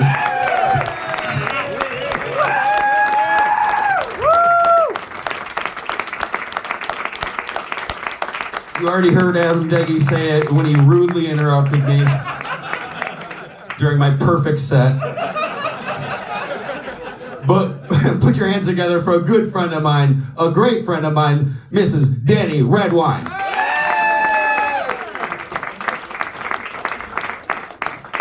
Clearly I get no respect in this place, you know what I mean? Like, they just found out last minute that I was Brennan's friend. I've been Brennan's friend since I started fucking comedy. They didn't even know that shit. Like, I was doing Sunday Night Funnies with Brennan, you know what I mean? Last time I saw Brennan, I was getting high with him and his wife at Back Alley in Muskegon, Michigan. We were getting fucked up. We were at a show. It was great. It was great. They had the best weed ever. I don't know, do you have any of that, Victoria? Do you have any of that weed you had? Oh, she left. God damn it. We got you. Oh, well, if anyone has good weed, that's what I'm accepting tonight. That was my whole thing. But no, me and Brennan, Mike Logan, Josh Ortega, we all went to Petoskey. It was like 5 or 6 years ago. And we went during a snowstorm. So what would take 3 hours to get to Petoskey took us about 6.5 hours to get to Petoskey. When we got there, there was about 2 people in the audience. Sorry. Yeah, I mean, hey, you know what I mean? It is what it is. There was about 2 people in the audience. I think it was 4. 4? It was legitimately 4. It was legitimately 4. God damn it, Brendan, you see what you've done fucking here? You know what I mean? Like, you got me on stage. You got me on fucking stage, overweight with short hair, Brendan. Fuck you. That's how I'm feeling right now. Fuck Brennan. You know what I mean? Like, you died at the wrong fucking time, Brennan. Supposed to die when I was hot. You know what I'm saying? Like, shit, got me up on stage. But no, we had a good time. I hate to break the news. Is Victoria here yet? Well, I'll just say it while she's not here. I spooned with her husband. He got about 10 dry humps on me, like 10 pumps.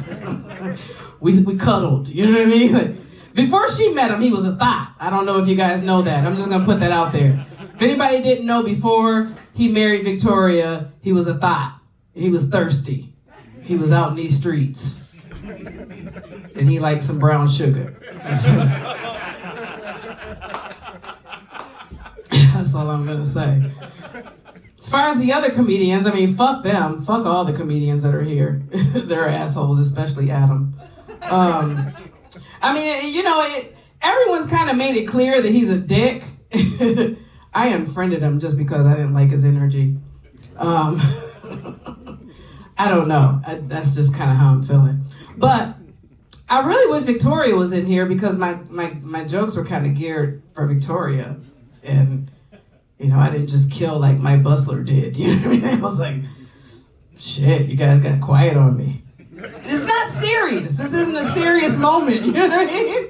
This isn't a serious moment. I just called a dead man a thought. Like, you guys aren't fucking laughing at that. So, Brennan, I didn't get to say goodbye to you. I felt really bad when I found out because I didn't know that Brennan had cancer. Did anybody else find out last minute like me? I found out last minute. I found out when he was actually gone. And I've had a lot of really good times with Brennan. I've shared the stage with him at Sunday Night Funnies on several occasions. And, you know, being a cancer survivor myself, when I heard that he had passed, I felt a way. I felt a way about him passing because I survived it. I survived a type of cancer, ductal carcinoma. Yeah, but I'm not like Adam. I'm a lot nicer than Adam. I'm actually friendly, caring. I have empathy. So that separates me and Adam. But no, I actually, I felt a way when I heard that he passed away. More so for Victoria, just because he's a great guy. I couldn't imagine being a wife and losing such a wonderful partner. and I don't know if any of you guys can relate to that. I was married at one point, and I really wish that he was in Brandon's place. But I'd be a lot more financially stable. You know what I mean? But no, I love Victoria, and I love Brennan. I felt a connection with him from the beginning just because he was very, very dark, and at times I can be very, very dark with cancer. That's just the way shit is. You're just a dark motherfucker. Like, death is nothing to you. It's like no big fucking deal. And Brennan, to me, I feel like Brennan was, he was a little bit too, he was dark, but he was very, very nice, which was weird. You know, you would think a dark person would be depressed and angry, but he wasn't. He was very, very sweet. He was always inviting. I loved his energy, which was none. But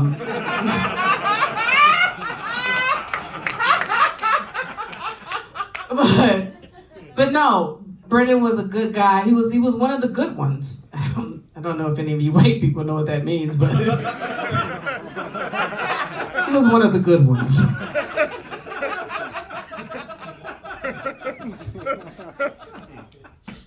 I'm sure he dealt with politics and racism, but he didn't show it. You know what I mean? At least with my black ass. You know what I mean? Like, he was super sweet to me. I think he was just trying to snip my panties, but it's fine. I had my last smoke out with him and his wife at the back alley in Muskegon, and they had the best weed ever, and I really just want to make that known. I don't know where they got it from, but I want some of it. But no, I'm up here because I love Brennan, and I am, you know, I didn't know until the very last moment of his passing. And I felt a way about it because as a cancer survivor, you do feel a way about people that don't survive this. And I'm not gonna get emotional on you guys. I'm not. Don't worry about that. But I do feel like some of the good people go. It seems like to me that more of the good people go, which makes me feel like more of a piece of shit. I don't know if that resonates with you. Like, what am I doing here? You know what I mean? Like, how did I survive it? You know, but no, I really do. I feel like Brennan was a really good guy. He has resonated with a lot of us comedians here. He will never be forgotten. And I didn't feel much of his dick when he was spooning on me, but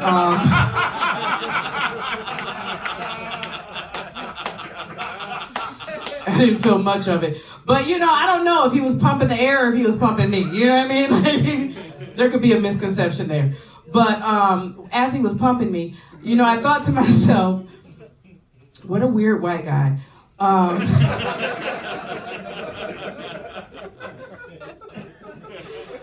No, he was truly a friend. He didn't penetrate me, so he's a friend. Ladies, you can relate. Doesn't count. It doesn't count. Exactly. But I just wanted to get up here tonight just because I am part of the comedy community. I'm kind of an outsider, but I do feel like Brennan was one of those personalities that you would never forget. He was very loving. He had very good energy. And although he was dark, he was very light, if you know what I mean. So thank you. I'm Danny Redwine. That's my time.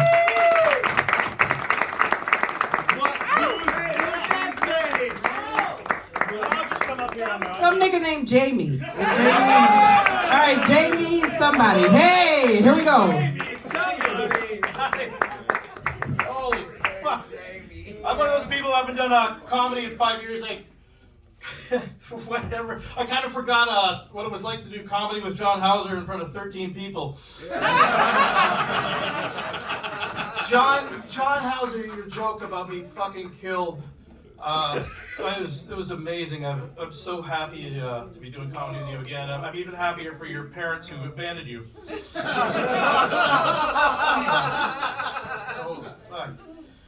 Anyway, I remember the first time I had anal sex with Brennan, and I said to him, I said, Brennan, you're really a good guy, but I don't think this kid understands that Make-A-Wish was meant for us. There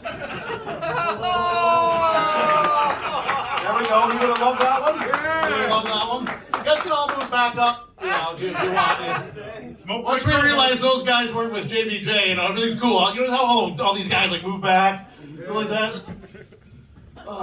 I mean, it could have been the middle kill joy there that happened, but that was the last time I saw Brennan. It was about the time I quit comedy to deal with my anxiety and depression, and it's when he moved to Kalamazoo to pursue his career in cancer.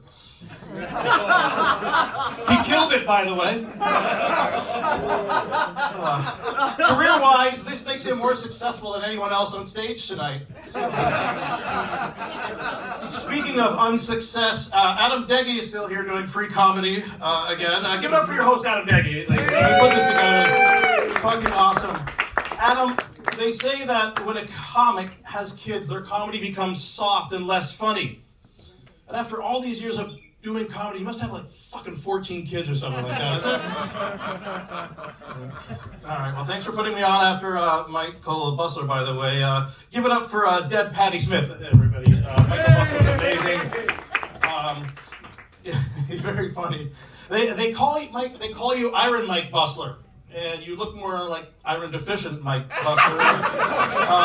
You look like death, and I blame you for taking Brennan too soon for us. Get some fucking sun, for fuck's sakes. But don't let Deggy see you do that. He's got skin cancer. Pardon my expression, but you have to be thin-skin sensitive these days, and he'll probably guilt you into running some race or wearing a stupid-looking hat outdoors or something. Who knows? Brendan's comedy was very dark, but judging by the ethnicity of the people here tonight, his friends not so much. I don't know. Are we going to like fucking storm the Capitol after this or something? It's so fucking white in here. It's whiter than Deggy's cancerous skin. That's how white it is in here. I mean, before tonight, the only person of color on stage tonight was named Sonny. I'm sorry, Deggy, that these cancer jokes are writing themselves. Sorry. Holy fuck, Sonny, you are whiter than Jason Carlin's liver. If Jason's drunk, don't worry, he doesn't know he's next. Instead of comedy, Sonny has excelled in kickboxing. Just so fucking white, by the way. Right. You're tough, so at least that elevates your skin color to tandoori chicken status. So a little better. Thank you. He's the only one that laughed at that one. I'm not going to get beat up tonight. He's rocking or something. I don't fucking know. Brennan loved his friends, and sure loves them. He's with us here tonight. No, he's haunting his birth mother. He is. God damn it. Wow. Jesus.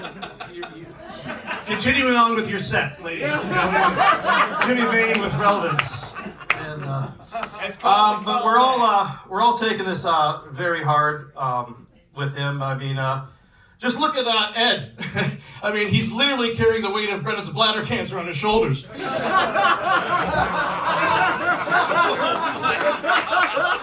And is that backwards hat supposed to hide that thing that none of us get laid for when you're around? Or is it like a fireman's helmet to keep the water off it from growing? I don't know. The backwards hat that you have. I forgot the backwards hat.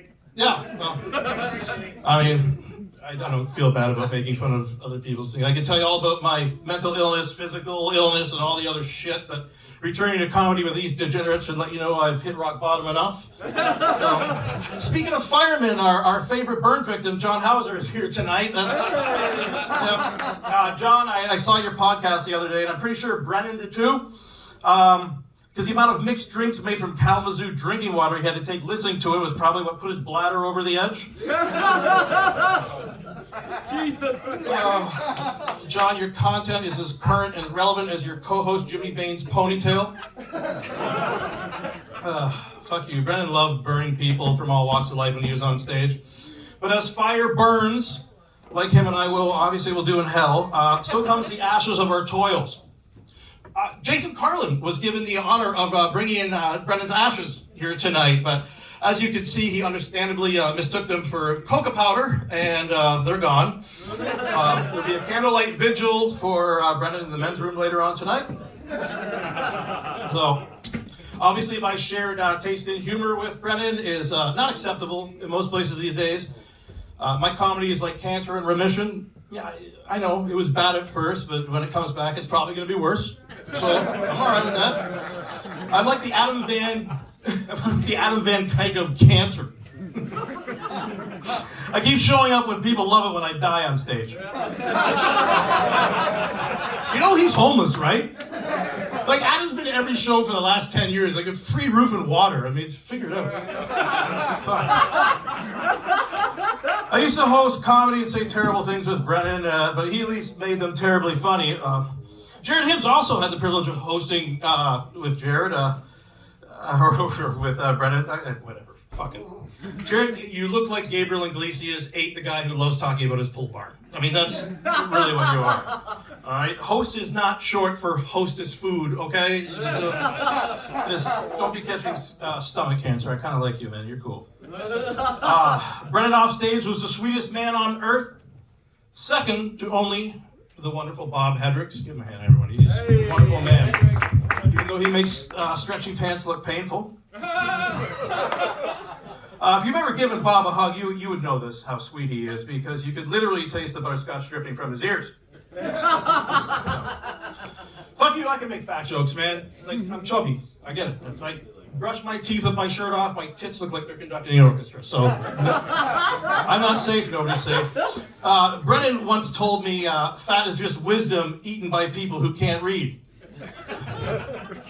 No, you know, whatever. Isn't that right, Steve Pierce? Well, you know, can't win them all. Brennan can make fun of himself. He was brilliant at that. It was amazing going through Facebook. He literally posted, who knew terminal illness would give me the beach body I always wanted. Amazing. It's awesome. And then, even better, he's just like, to make light of things, all the cancer jokes I've made over the years finally caught up with me. It's awesome. I mean, he was hilarious.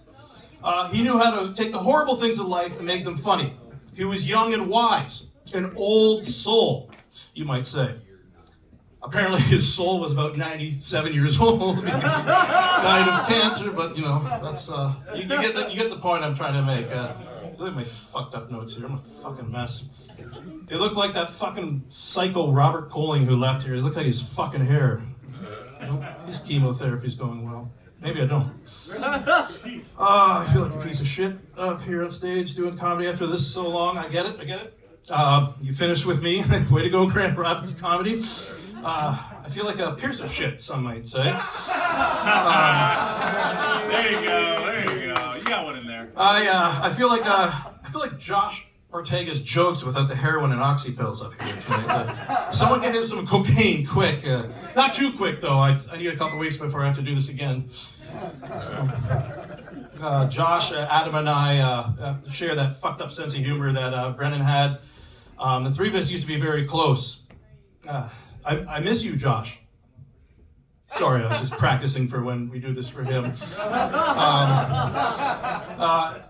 Deggy, I've seen you fail at gambling as well all these years. What's the under-over of you or Josh going first? Hey, when you stutter, you fuck up a joke. I don't care. I'm fucked up on Adderall and vodka. Who cares? But speaking of fucked up, I fucked up with Brennan. I really did. I lost touch with him, and I didn't know why. During our time doing comedy, we'd share bouts of our depression together, and he once called me his fucking closest friend. I didn't even know he had cancer until a few days before he died. Kind of why I quit comedy. My anxiety and ADHD just got fucked up, and that's gonna haunt me the rest of my life. My best friend actually wrote this last joke for me when I told him what I was gonna do for Brennan tonight, and told him I was doing comedy, and he he actually saw me do comedy once. Brian Borbot might remember this. I showed up drunk one night to Sunday Night Funnies.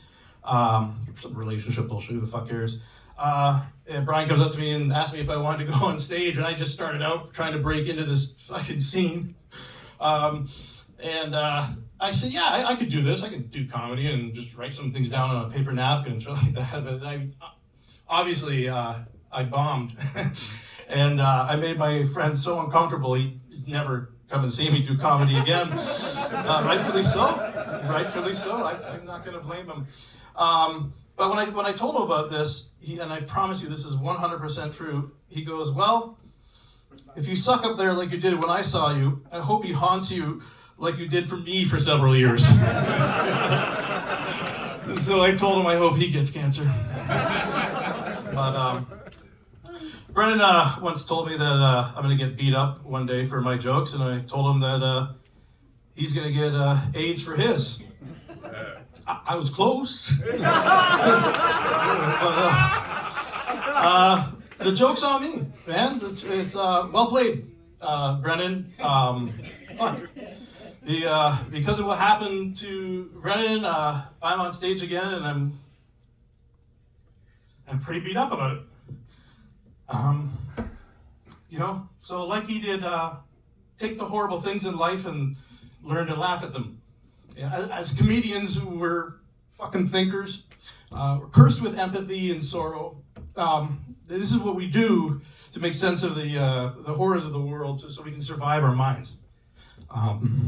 I suggest everyone do the same, because there are very few Brennan Schoens in this world, and you don't want to miss out holding on to someone as beautiful as him. So thank you very much, everybody, for your worship.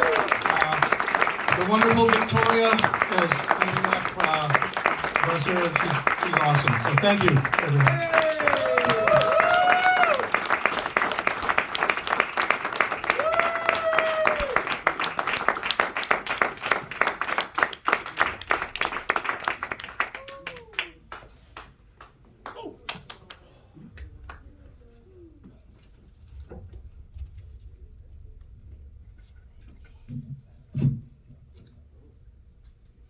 The very first thing I want to do is ask my brother-in-law Lucas to drive my son home.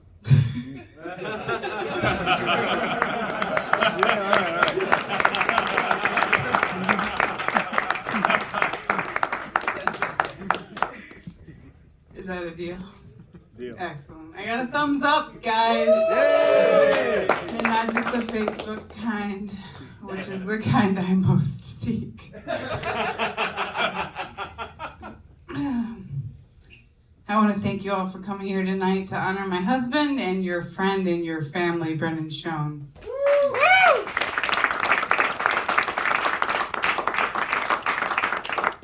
Turns out he was a lot cooler and more popular than he thought he was, and he thought he was pretty cool and popular.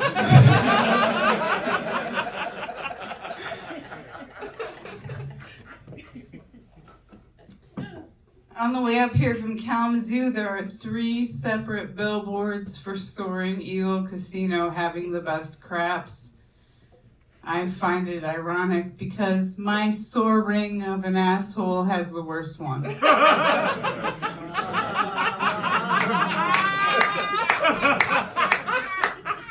No billboards, though. But could you imagine, instead of like the hundreds of billboards for cannabis, there was billboards for a can like this?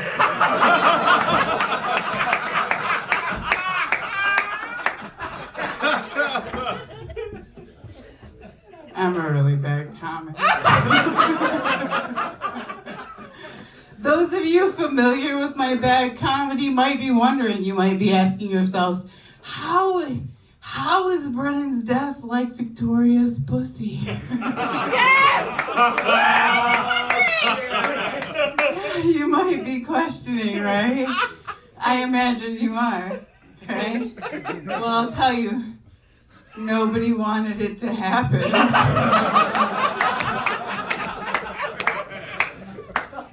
I'm pretty upset with the effect that it's had on my life thus far. And most of all, I'm gonna pretend that it's the reason that we are all here together tonight.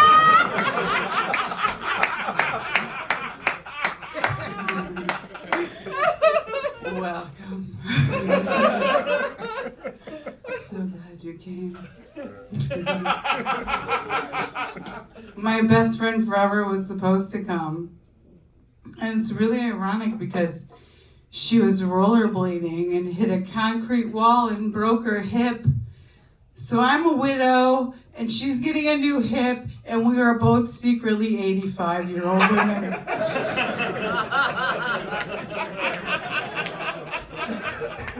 Who knew? Who knew that was Victoria's Secret?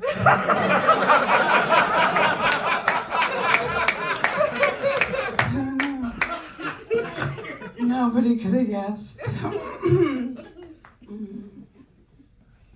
What do you guys think of when I say medically necessary vaginal rejuvenation?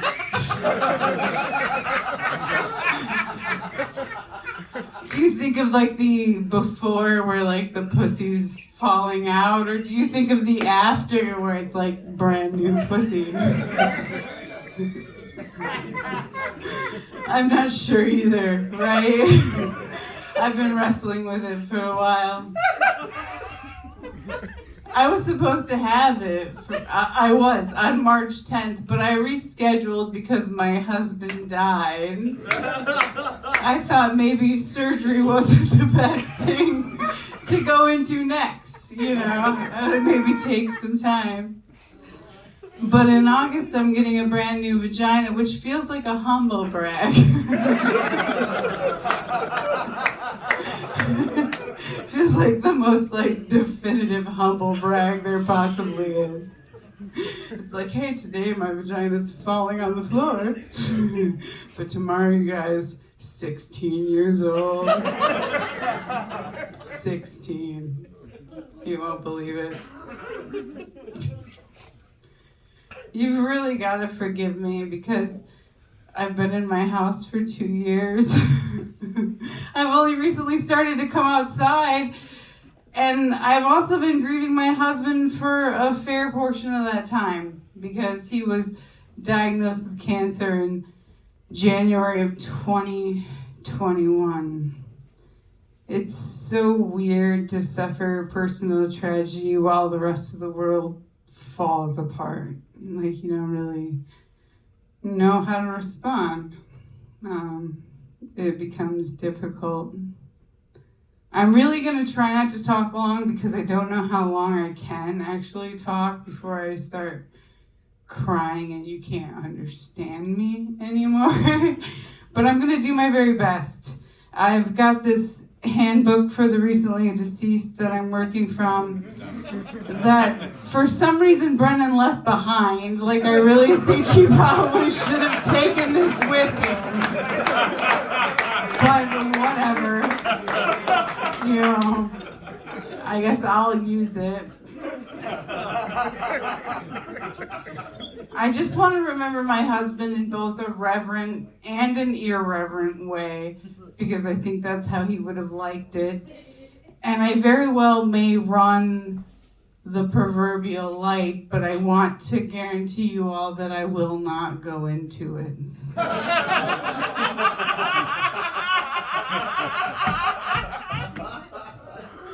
It's true. Oh, Brennan put the fun in my everyday, you guys. He made sure I laughed at or smiled at or just found something frankly fucking ridiculous at least once a day. He was the kind of person one could easily say he puts the fun in funeral. But you could also say that he puts the fun in other things like never won funniest person in Grand Rapids.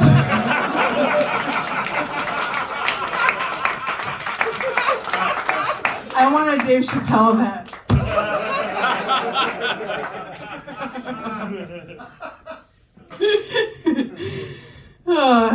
motherfucker tried, I'll tell you, years and years in a row.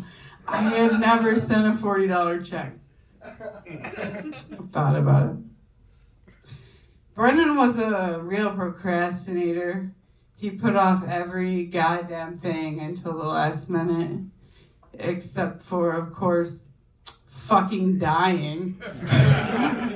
Which, if you ask me, he kind of rushed into. You know, I feel like he could have held back a little on that one. I used to tell him he looked like a young Santa, and that when he got older, he would look just like Coca-Cola's Santa Claus. He would always tell me that he wouldn't. And I fucking hate that he was right.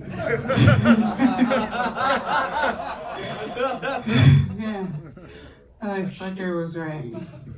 Never gonna look like that fucking Santa Claus.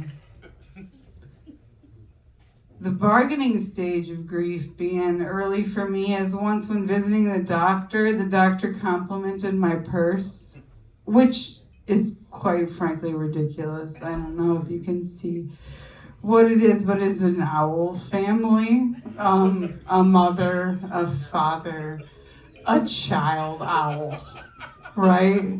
Very carefully embroidered by children in China.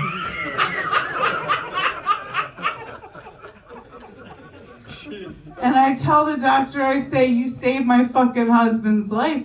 Your granddaughter can have this purse. Because he says, my granddaughter loves owls. She'd love that purse. I don't know, what's the deal, right? I guess that bitch isn't getting the purse. All she gets is to live.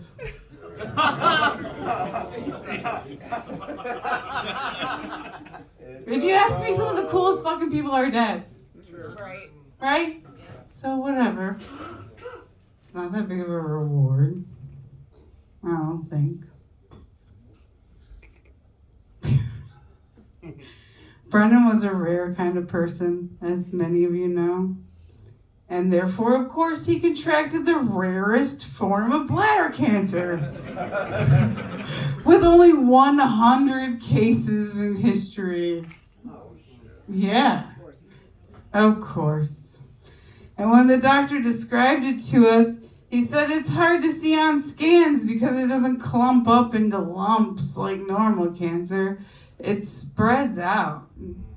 And I'll never forget the doctor, like with his arms and his little jazz fingers expressing spreads out, as though Brennan and I had a difficult time just observing or absorbing the concept of spreads out.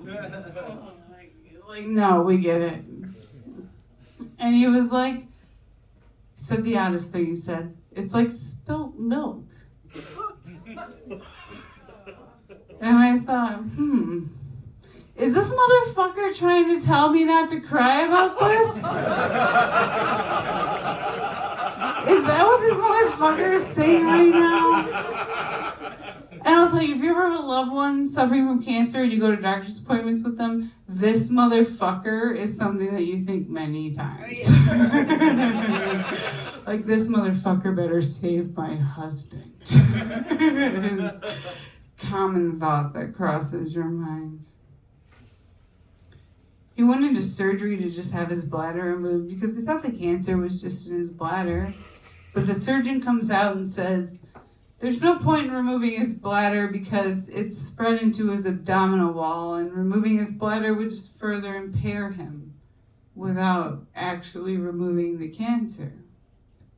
And I'm really upset by this news. And I say to the doctor, what does this mean? Is he going to survive? And the doctor says to me, well, Brennan loves you, so he's going to fight. And my heart sank because, first of all, that hardly sounds like medicine at all, in any way, shape, or form. Second of all, it's not gonna fucking work. Can we base it around how much he loves nachos?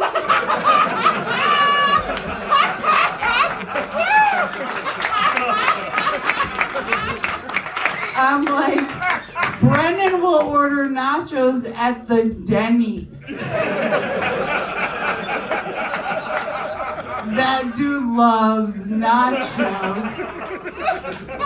He's just kind of fond of me.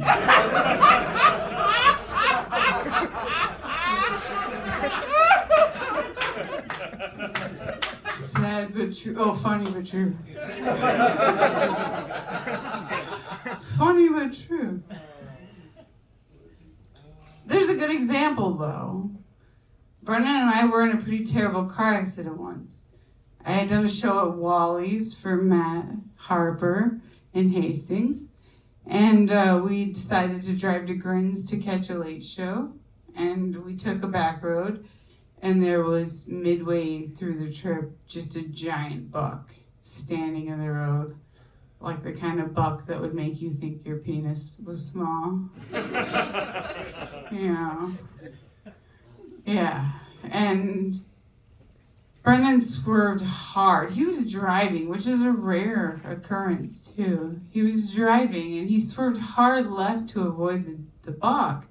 And we went over an embankment and ended up rolling the car 3 times. The only reason we survived is because it was a Lexus. It was a 21-year-old Lexus, but it was still a Lexus, and therefore it was very well built to maintain. In fact, it hardly looked like it had gone through anything at all.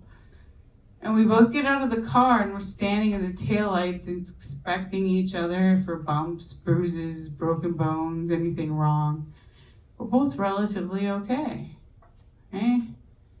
Well, the next day talking about it, Brennan says to me, he says, seeing you in those taillights, it really made me realize that if anything bad happened to you, that if anything were to harm you, that it would be really upsetting.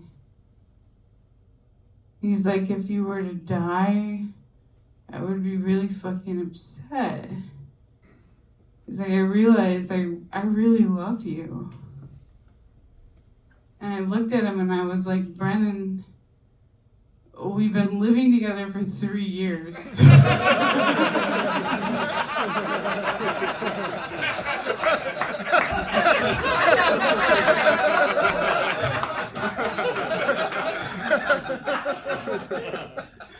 Like, thanks for the sentiment, bro.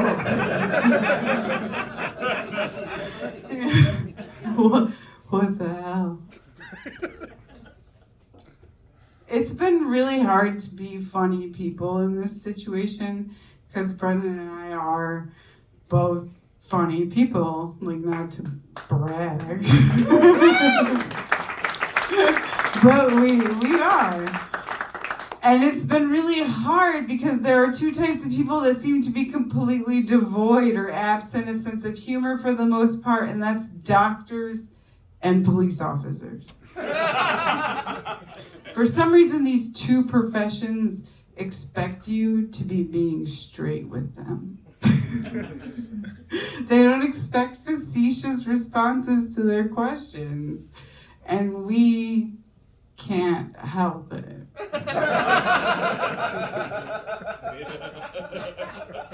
I honestly don't know how doctors or police officers are invited to parties. I have not met a single one I would invite to a party. Not a one. Brennan really loved to fuck with them though. And every time we would meet a new doctor and they would lay into what they thought was going on or what they thought was the best plan moving forward, Brennan would look at them harrowed and surprised, and he'd say, wait a minute, doc. Are you telling me I have cancer?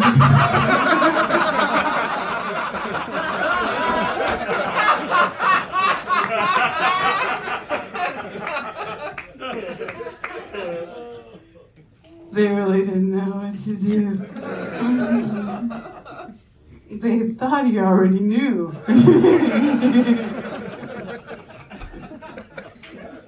They really went into the conversation with that idea. Oh. It's also hard to be a non-religious person in this situation. You get a lot of prayers, and you want to pray, even though you think it's bullshit. Religion makes death so much more palatable by giving you an outcome. Like you get a description of what's to come. And if you follow a religion, you take comfort in those ideas. Oh, they're in a better place, right? The funny thing is, I'm so morose and do not enjoy life just enough to believe that fucking anything is better than this. Anything. And I take comfort in that. I take comfort in the idea that Brennan is no longer a wage slave, saving 4% in a 401k for a future that could be wiped from you at any fucking moment for any fucking reason. And honestly, silver linings. That's all I have to say about that. I also envision death as probably one of the most enlightening experiences that a human being can go through. He's so much smarter than all of us now. Not that I didn't think he was smarter than a lot of us already.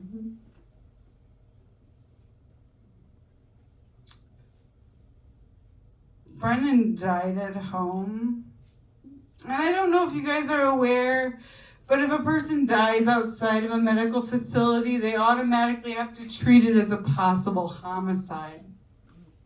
Which means that you're questioned by not only a police detective, but later by the medical examiner. And you don't think very clearly when you're grieving at all. And I just kept thinking, God, I hope I didn't kill him.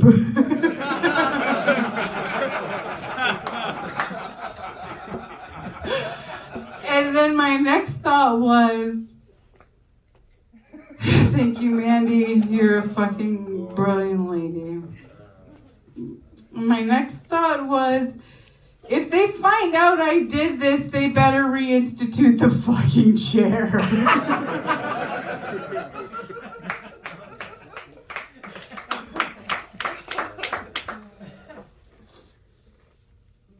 Oh my goodness. Like I said, your brain makes no sense of things for a long time when you're grieving. And I was worried even about opening his ashes because my brain kept telling me that I was going to eat them. Right? Or like rub them all over myself. Or something even crazier, like that I can't even imagine. Like, even though I can, I was like, oh, maybe we could make a mask. Maybe we could do, like, plaster of Paris. You know? And it's like, what kind of fucking crazy bitch are you? You don't know until your husband dies. I'll tell you. You really don't. And then you still don't know. I waited to open them to put him in here. And this is not all of him because surprisingly a burnt up dead person is a lot bigger than you think that they are. They are. Even when they're really frail. Like Brennan got down to 123 pounds. But his ashes still probably weigh, I want to say, like 25 or 30 pounds. So it's not all in here, but there is some of Brennan in here, you guys, which I was a little concerned about because I bought this mainly because it had pandas on it, because Brennan loves pandas. They're his spirit animal, which I will say here, even though it's technically racist. It is. if you guys didn't know. I'm sure you all knew. It's 2022 and you have Facebook and you've been annoyed by as many fucking things as I have. So you know that spirit animals are racist. Everybody knows that, all right. So pandas are Brennan's, they're his cultural appropriation animal. So I bought this for him, and it said adult-sized male urn, and that's a lie. That's a lie. That's a lie. But that's okay. He's still partially in here. I don't know what parts, like I can't guarantee, and that's what I worry about too, because I gave his mom some ashes, and I'm just like, I don't know. You could get his dick, I don't know. I really don't know. Like, do I want to give you his dick? No.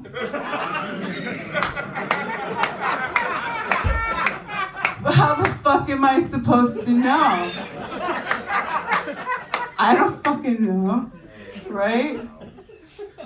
You guys, if you've never seen human cremains, it's crazy. It looks just like sand. It's like you've been at like Michigan all day and you're like, yeah, it feels the same in your crotch too. That wasn't even written down.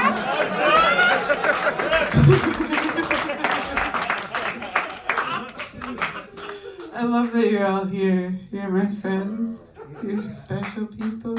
You're funny. Yeah, fuck right I am. I had no choice. I had no choice. Oh my God. I wrote his obituary and I found it a very difficult assignment. I found each day a difficult assignment, if I'm to be honest, but his obituary was particularly a difficult one. If you have to put down in words the essence of your loved one, it's a certain kind of hard. I don't know about you, but my writing process doesn't involve a lot of writing. It involves a lot of hating myself. A lot of wishing I was writing and chastising myself for not writing. And a lot of time spent like thinking about what I should be writing and what I would be writing if I fucking took the time to turn off Netflix and actually be writing. You know, like that's my writing process. Eventually I do get to actually writing stuff down because I get so anxious about not having written anything that I have to write it or have a panic attack. I usually get there. Sometimes, and maybe too often, I never get to that part. I had to get to the part for this. I had no choice but to finish it. Corporate America requires an obituary. It does. My husband's brother couldn't get time off from work without one, right? So I have to get my ass on writing an obituary so whatever aluminum factory he works for in Indiana doesn't fire him, right? Yeah, that's the grieving process here. That's what it's like. So it's not quite the same as where they throw themselves into the graves in European countries, which kind of wish I'd had the opportunity to do, but I didn't. But eventually I do get to the writing part of the process, and I get hung up on the word itself, obituary. I'm like, life's an obituary, and then they write you one.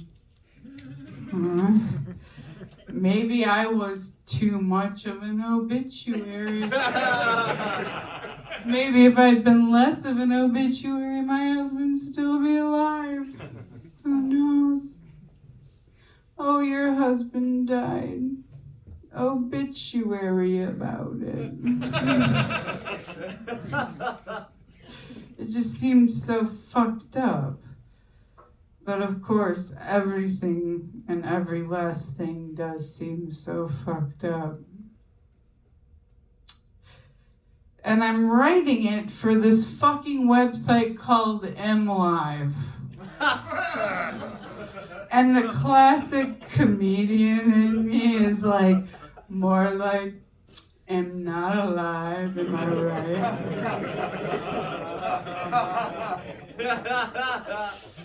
And I know Brennan would appreciate that because he and I both love Rodney Dangerfield, and it's like a totally Rodney Dangerfield style joke.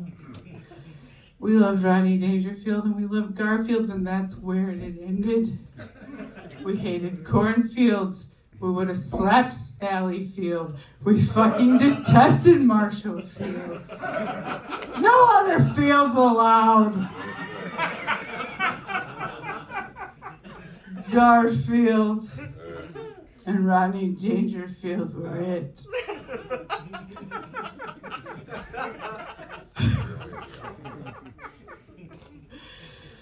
You guys are my best friends.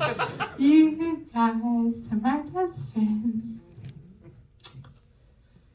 I had Brennan cremated at his own wishes. And at first I felt pretty bad about it because I was like, damn, he can't even be reanimated in a zombie apocalypse. And then I was like, well, what the fuck would I do if Brennan was reanimated in a zombie apocalypse? What the fuck am I gonna do? Keep him as a pet? I'd probably have to kill him again, right? So you guys, if you too worry about having to double kill and or crate train a loved one, I recommend cremation.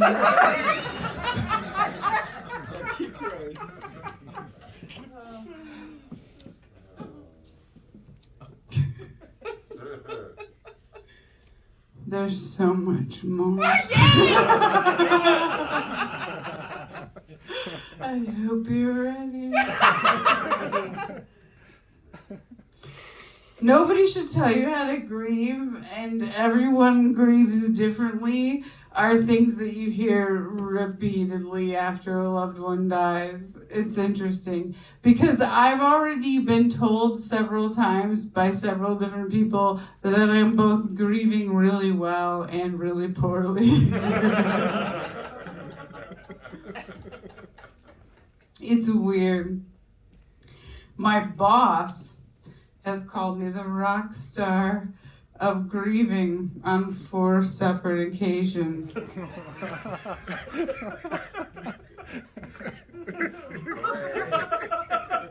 I know, so now I picture myself as Steven Tyler, like all day long. Because I love scarves. Occasionally, maybe Ellen John, because he also loves scarves, you know. I really do love scarves, though. I feel like the slight chance of being decapitated that wearing a scarf gives you is just the amount of danger that I need in my life.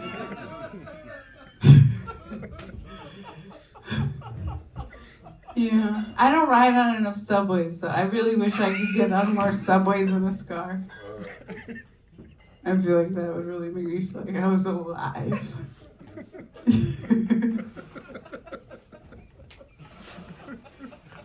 Oh, you guys were all fucking alive. It sucks. Get used to it. Welcome to it, lucky, lucky Brennan. Oh.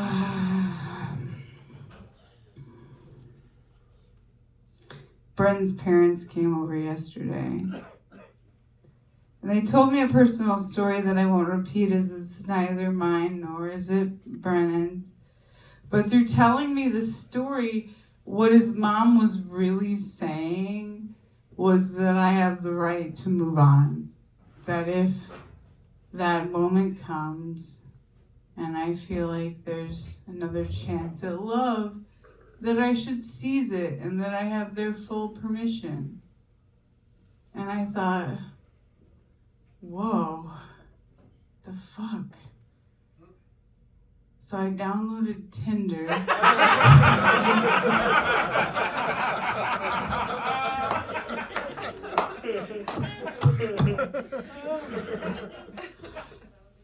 my God. I mean, while we were waiting for the medical examiner, Brennan was still in the house. Like, he had been dead maybe an hour and a half. My son turns to me and he says, are you gonna date other men? And at first I'm like, what kind of Oedipal shit is this? Like, what the fuck is going on right now? Like, what the fuck is going on? And then he goes, because that would really affect my life. And I was like, oh, you fucking think I haven't thought about how this is affecting your life right now? Jesus Christ, you're 15. Of course I've thought about how it affects your life. It's crazy. My God. We love you, Victoria. Mandy, you're allowed to love me. Am I allowed to love that I can't read my handwriting? I don't know. I asked the doctor about it. I was like, I think I have a neurological disorder. I can't write anymore. And they ran these fucking tests where they like hooked like electrical stimuli shit up to my arm. And they like had me totally said, they were like, no, your electrical signals are flowing fine. And I'm like, okay, great. So I'm just fucking retarded, I guess. And there's nothing wrong with my fucking arm at all. It's my brain. It's my fucking brain that can't write anymore. That's why I printed most of this at Kinko's this morning. It's true. Look, it's all taped in here. From Kinko's. I spent like an hour taping this in, stressing about how badly this would go. I hate all of you.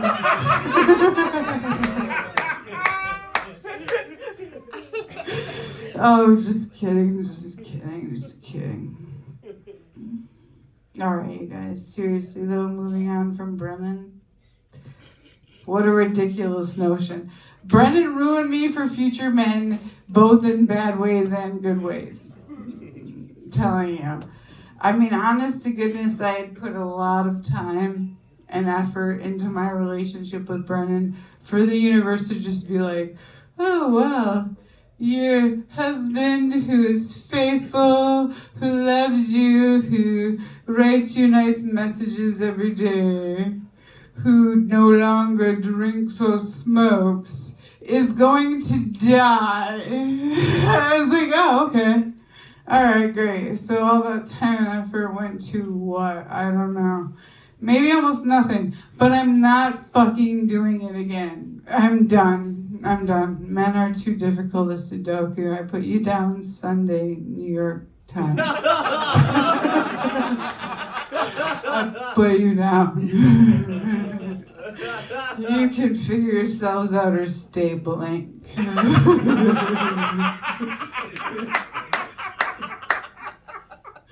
That's it. Honestly, I don't think I could move on because I don't think another man would be okay with the giant teddy bear filled with my previous husband's cremated remains being on the bed.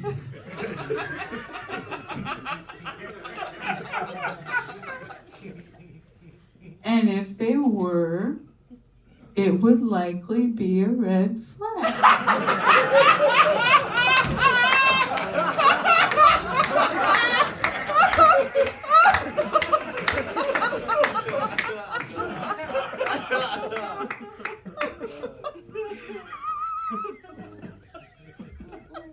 This is how I ended it, and many of you aren't going to believe this, but this is how I ended it, you guys. Brennan wouldn't want me to leave without telling you how massive his dick was.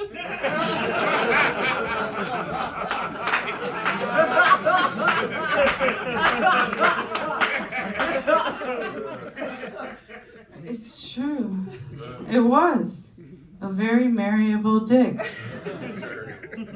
One, he refused to let me plaster cast and mass produced, no matter how many times I asked, which was several. I even showed him like Excel spreadsheets of the breakdowns of what it might cost versus what we could potentially make. He was not interested. One of my biggest regrets in our marriage is not getting that dick in Lucite. And there are some women out there who can corroborate this fact.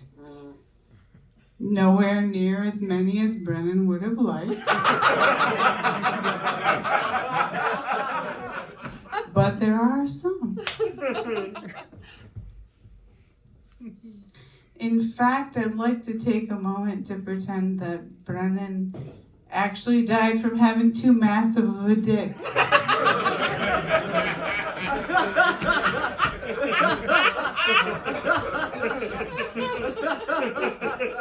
His body just gave out.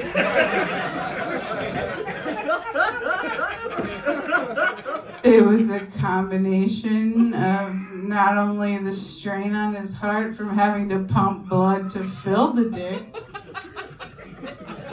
but also the fact that all of his blood was pretty much inside the giant dick and his other vital organs weren't getting the oxygen they needed.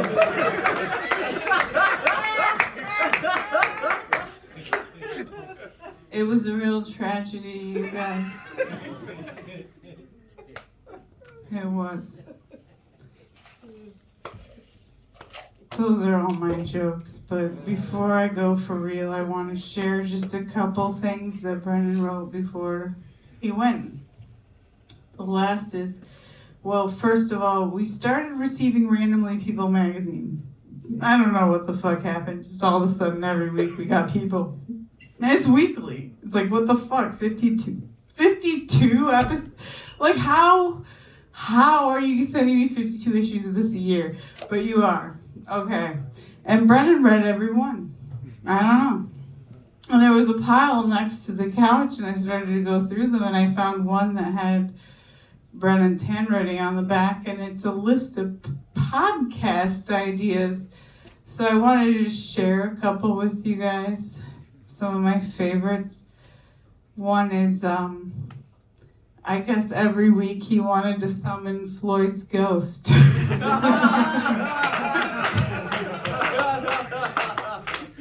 Just a different comedian come on and we get the Ouija board out and we summon Floyd's ghost. And in fact, he went so far as to buy a Ouija board. So I have one at home right now that I have not busted out since Brennan died in my fucking house. But if any of you are interested in coming over and busting out that Ouija board, I am down, okay? J is for Jodcast. I don't even know what that means. I imagine it's a podcast about everything that starts with J. Which is like, why did he? It's the second one. like he was like, oh, this is a good idea. Like, what? J is for Jodcast.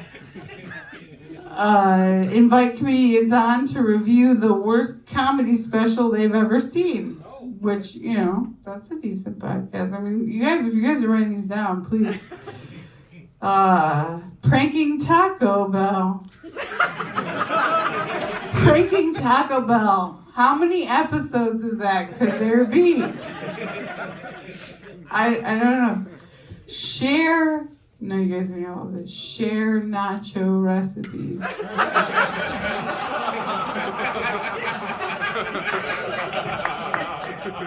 Where is he getting these guests? Is this just fellow comedians? Is this like anybody? Is Gordon Ramsay coming on? I don't know. Ask pawn shops for very specific items. No items listed. I don't know what the fuck he was talking about. Something. Oh my god. Accused Panda Express of sex trafficking.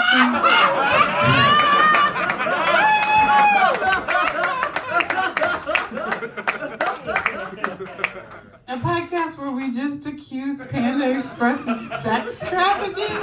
How many episodes could that be? Forever. Oh my god.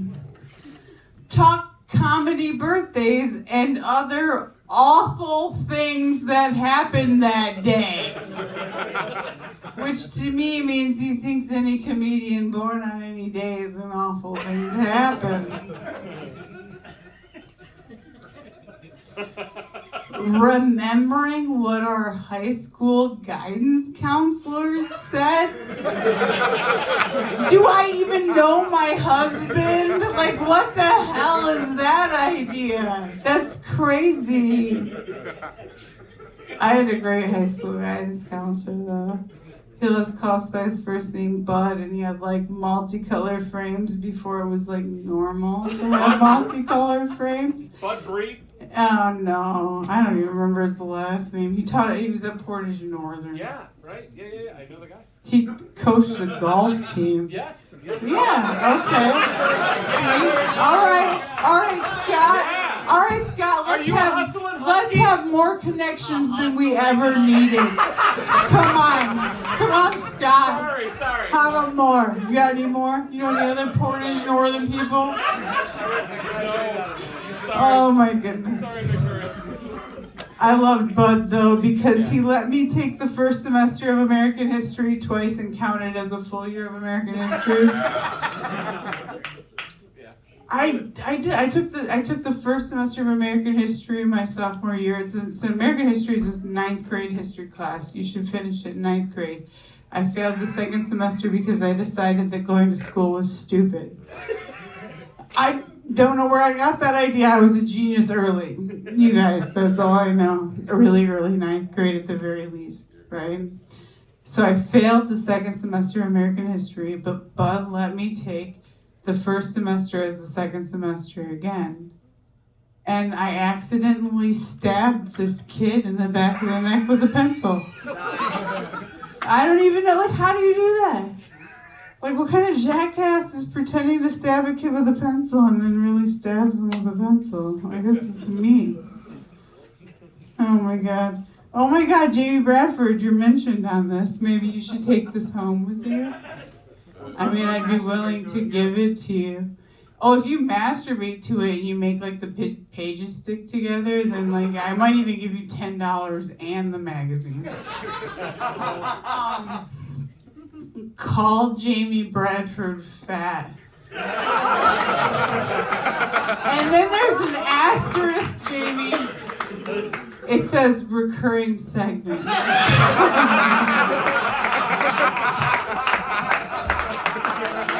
And I'm not making this up. This is Brennan's handwriting if you want to take it to Judge Joe Jackson. Ask petting zoos about heavy petting. I don't know, you guys. I don't know. All right, and then I have the final jokes of Brennan Schoen. I don't even know how to feel about this because it's they're unfinished and they're rough and they're bad, so they're just all of his other jokes.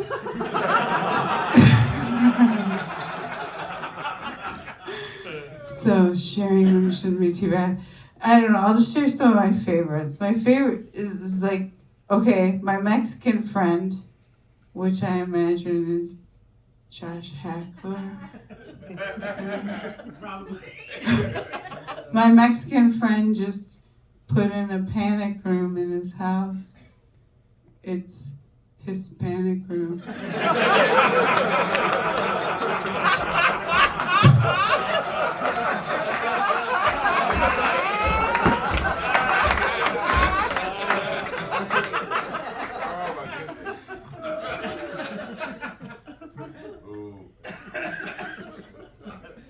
God closes the door, Dog the bounty hunter kicks it down.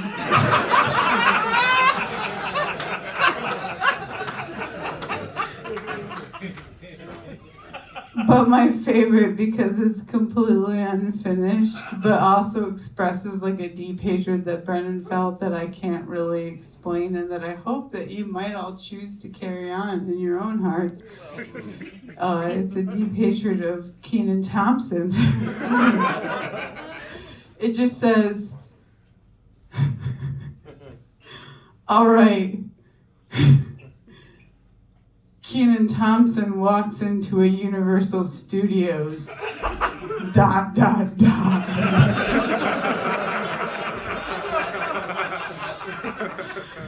feel like he didn't need to write anything else. It kind of writes itself. All right. Just to make you cry before I go. I mean, it's a real tragedy when somebody dies of too big a dick. I mean, we should cry about it. It's like he could have been porn and instead he's dead. It's bullshit. He could have been making $30,000 a year.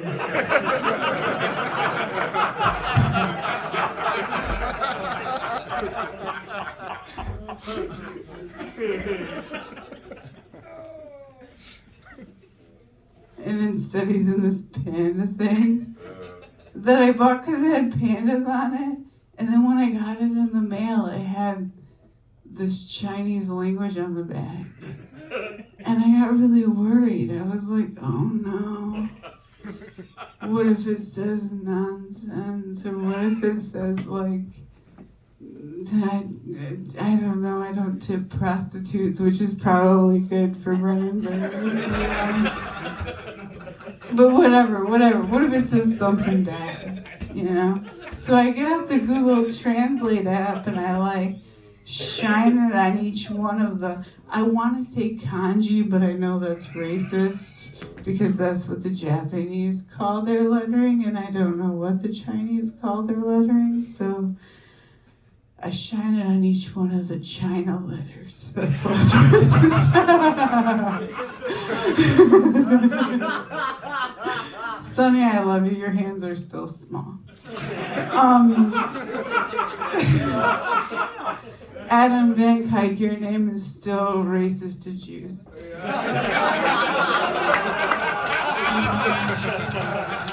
Mike Logan, you became like 7 times blacker in 7 years. I just forgot to roast people. I'm sorry. I'm just trying to get it in real fast. And when I said 7 times, I meant 7,000 times.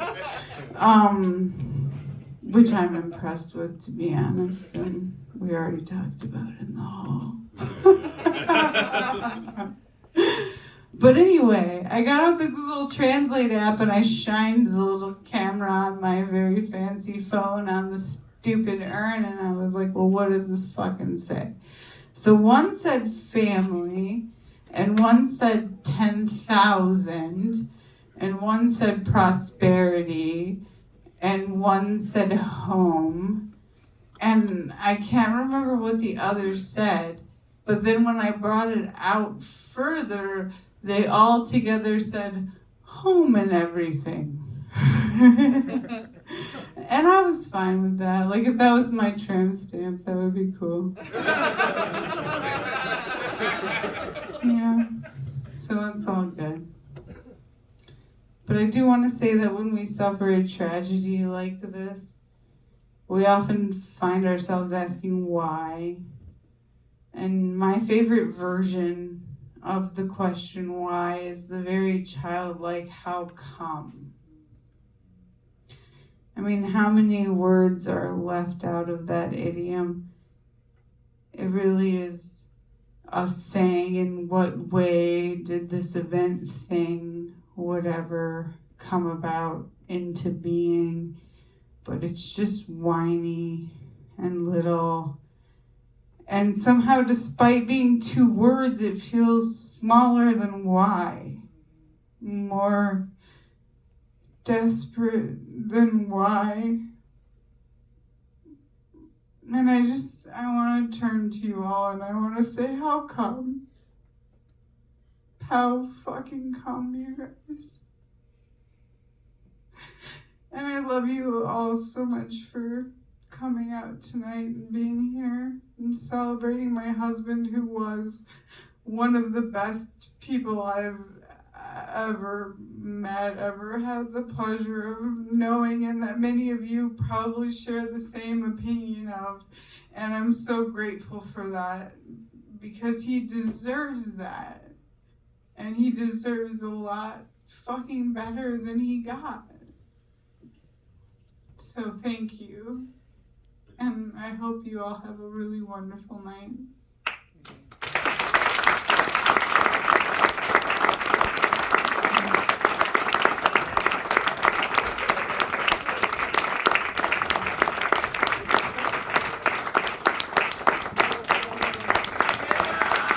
One more time for Victoria, you guys. Let her hear Victoria shout. She fucking crushed it. And one more time for Brennan, you guys, please. Absolutely. Thanks for coming, you guys. We gotta get out of here. I just want to let the comics know that my grandmother, this is true, my grandmother actually died of cancer last week, and her memorial's in April. I know you don't know her, but if you want to show up and do some time, and then call her by the wrong name 2 or 3 times, and then somebody will have somebody come up that's been banned from other cemetery in town, and they'll save the memorial. Thank you very much for being here. One more time for Brennan, you guys. I love you. Drink one for me.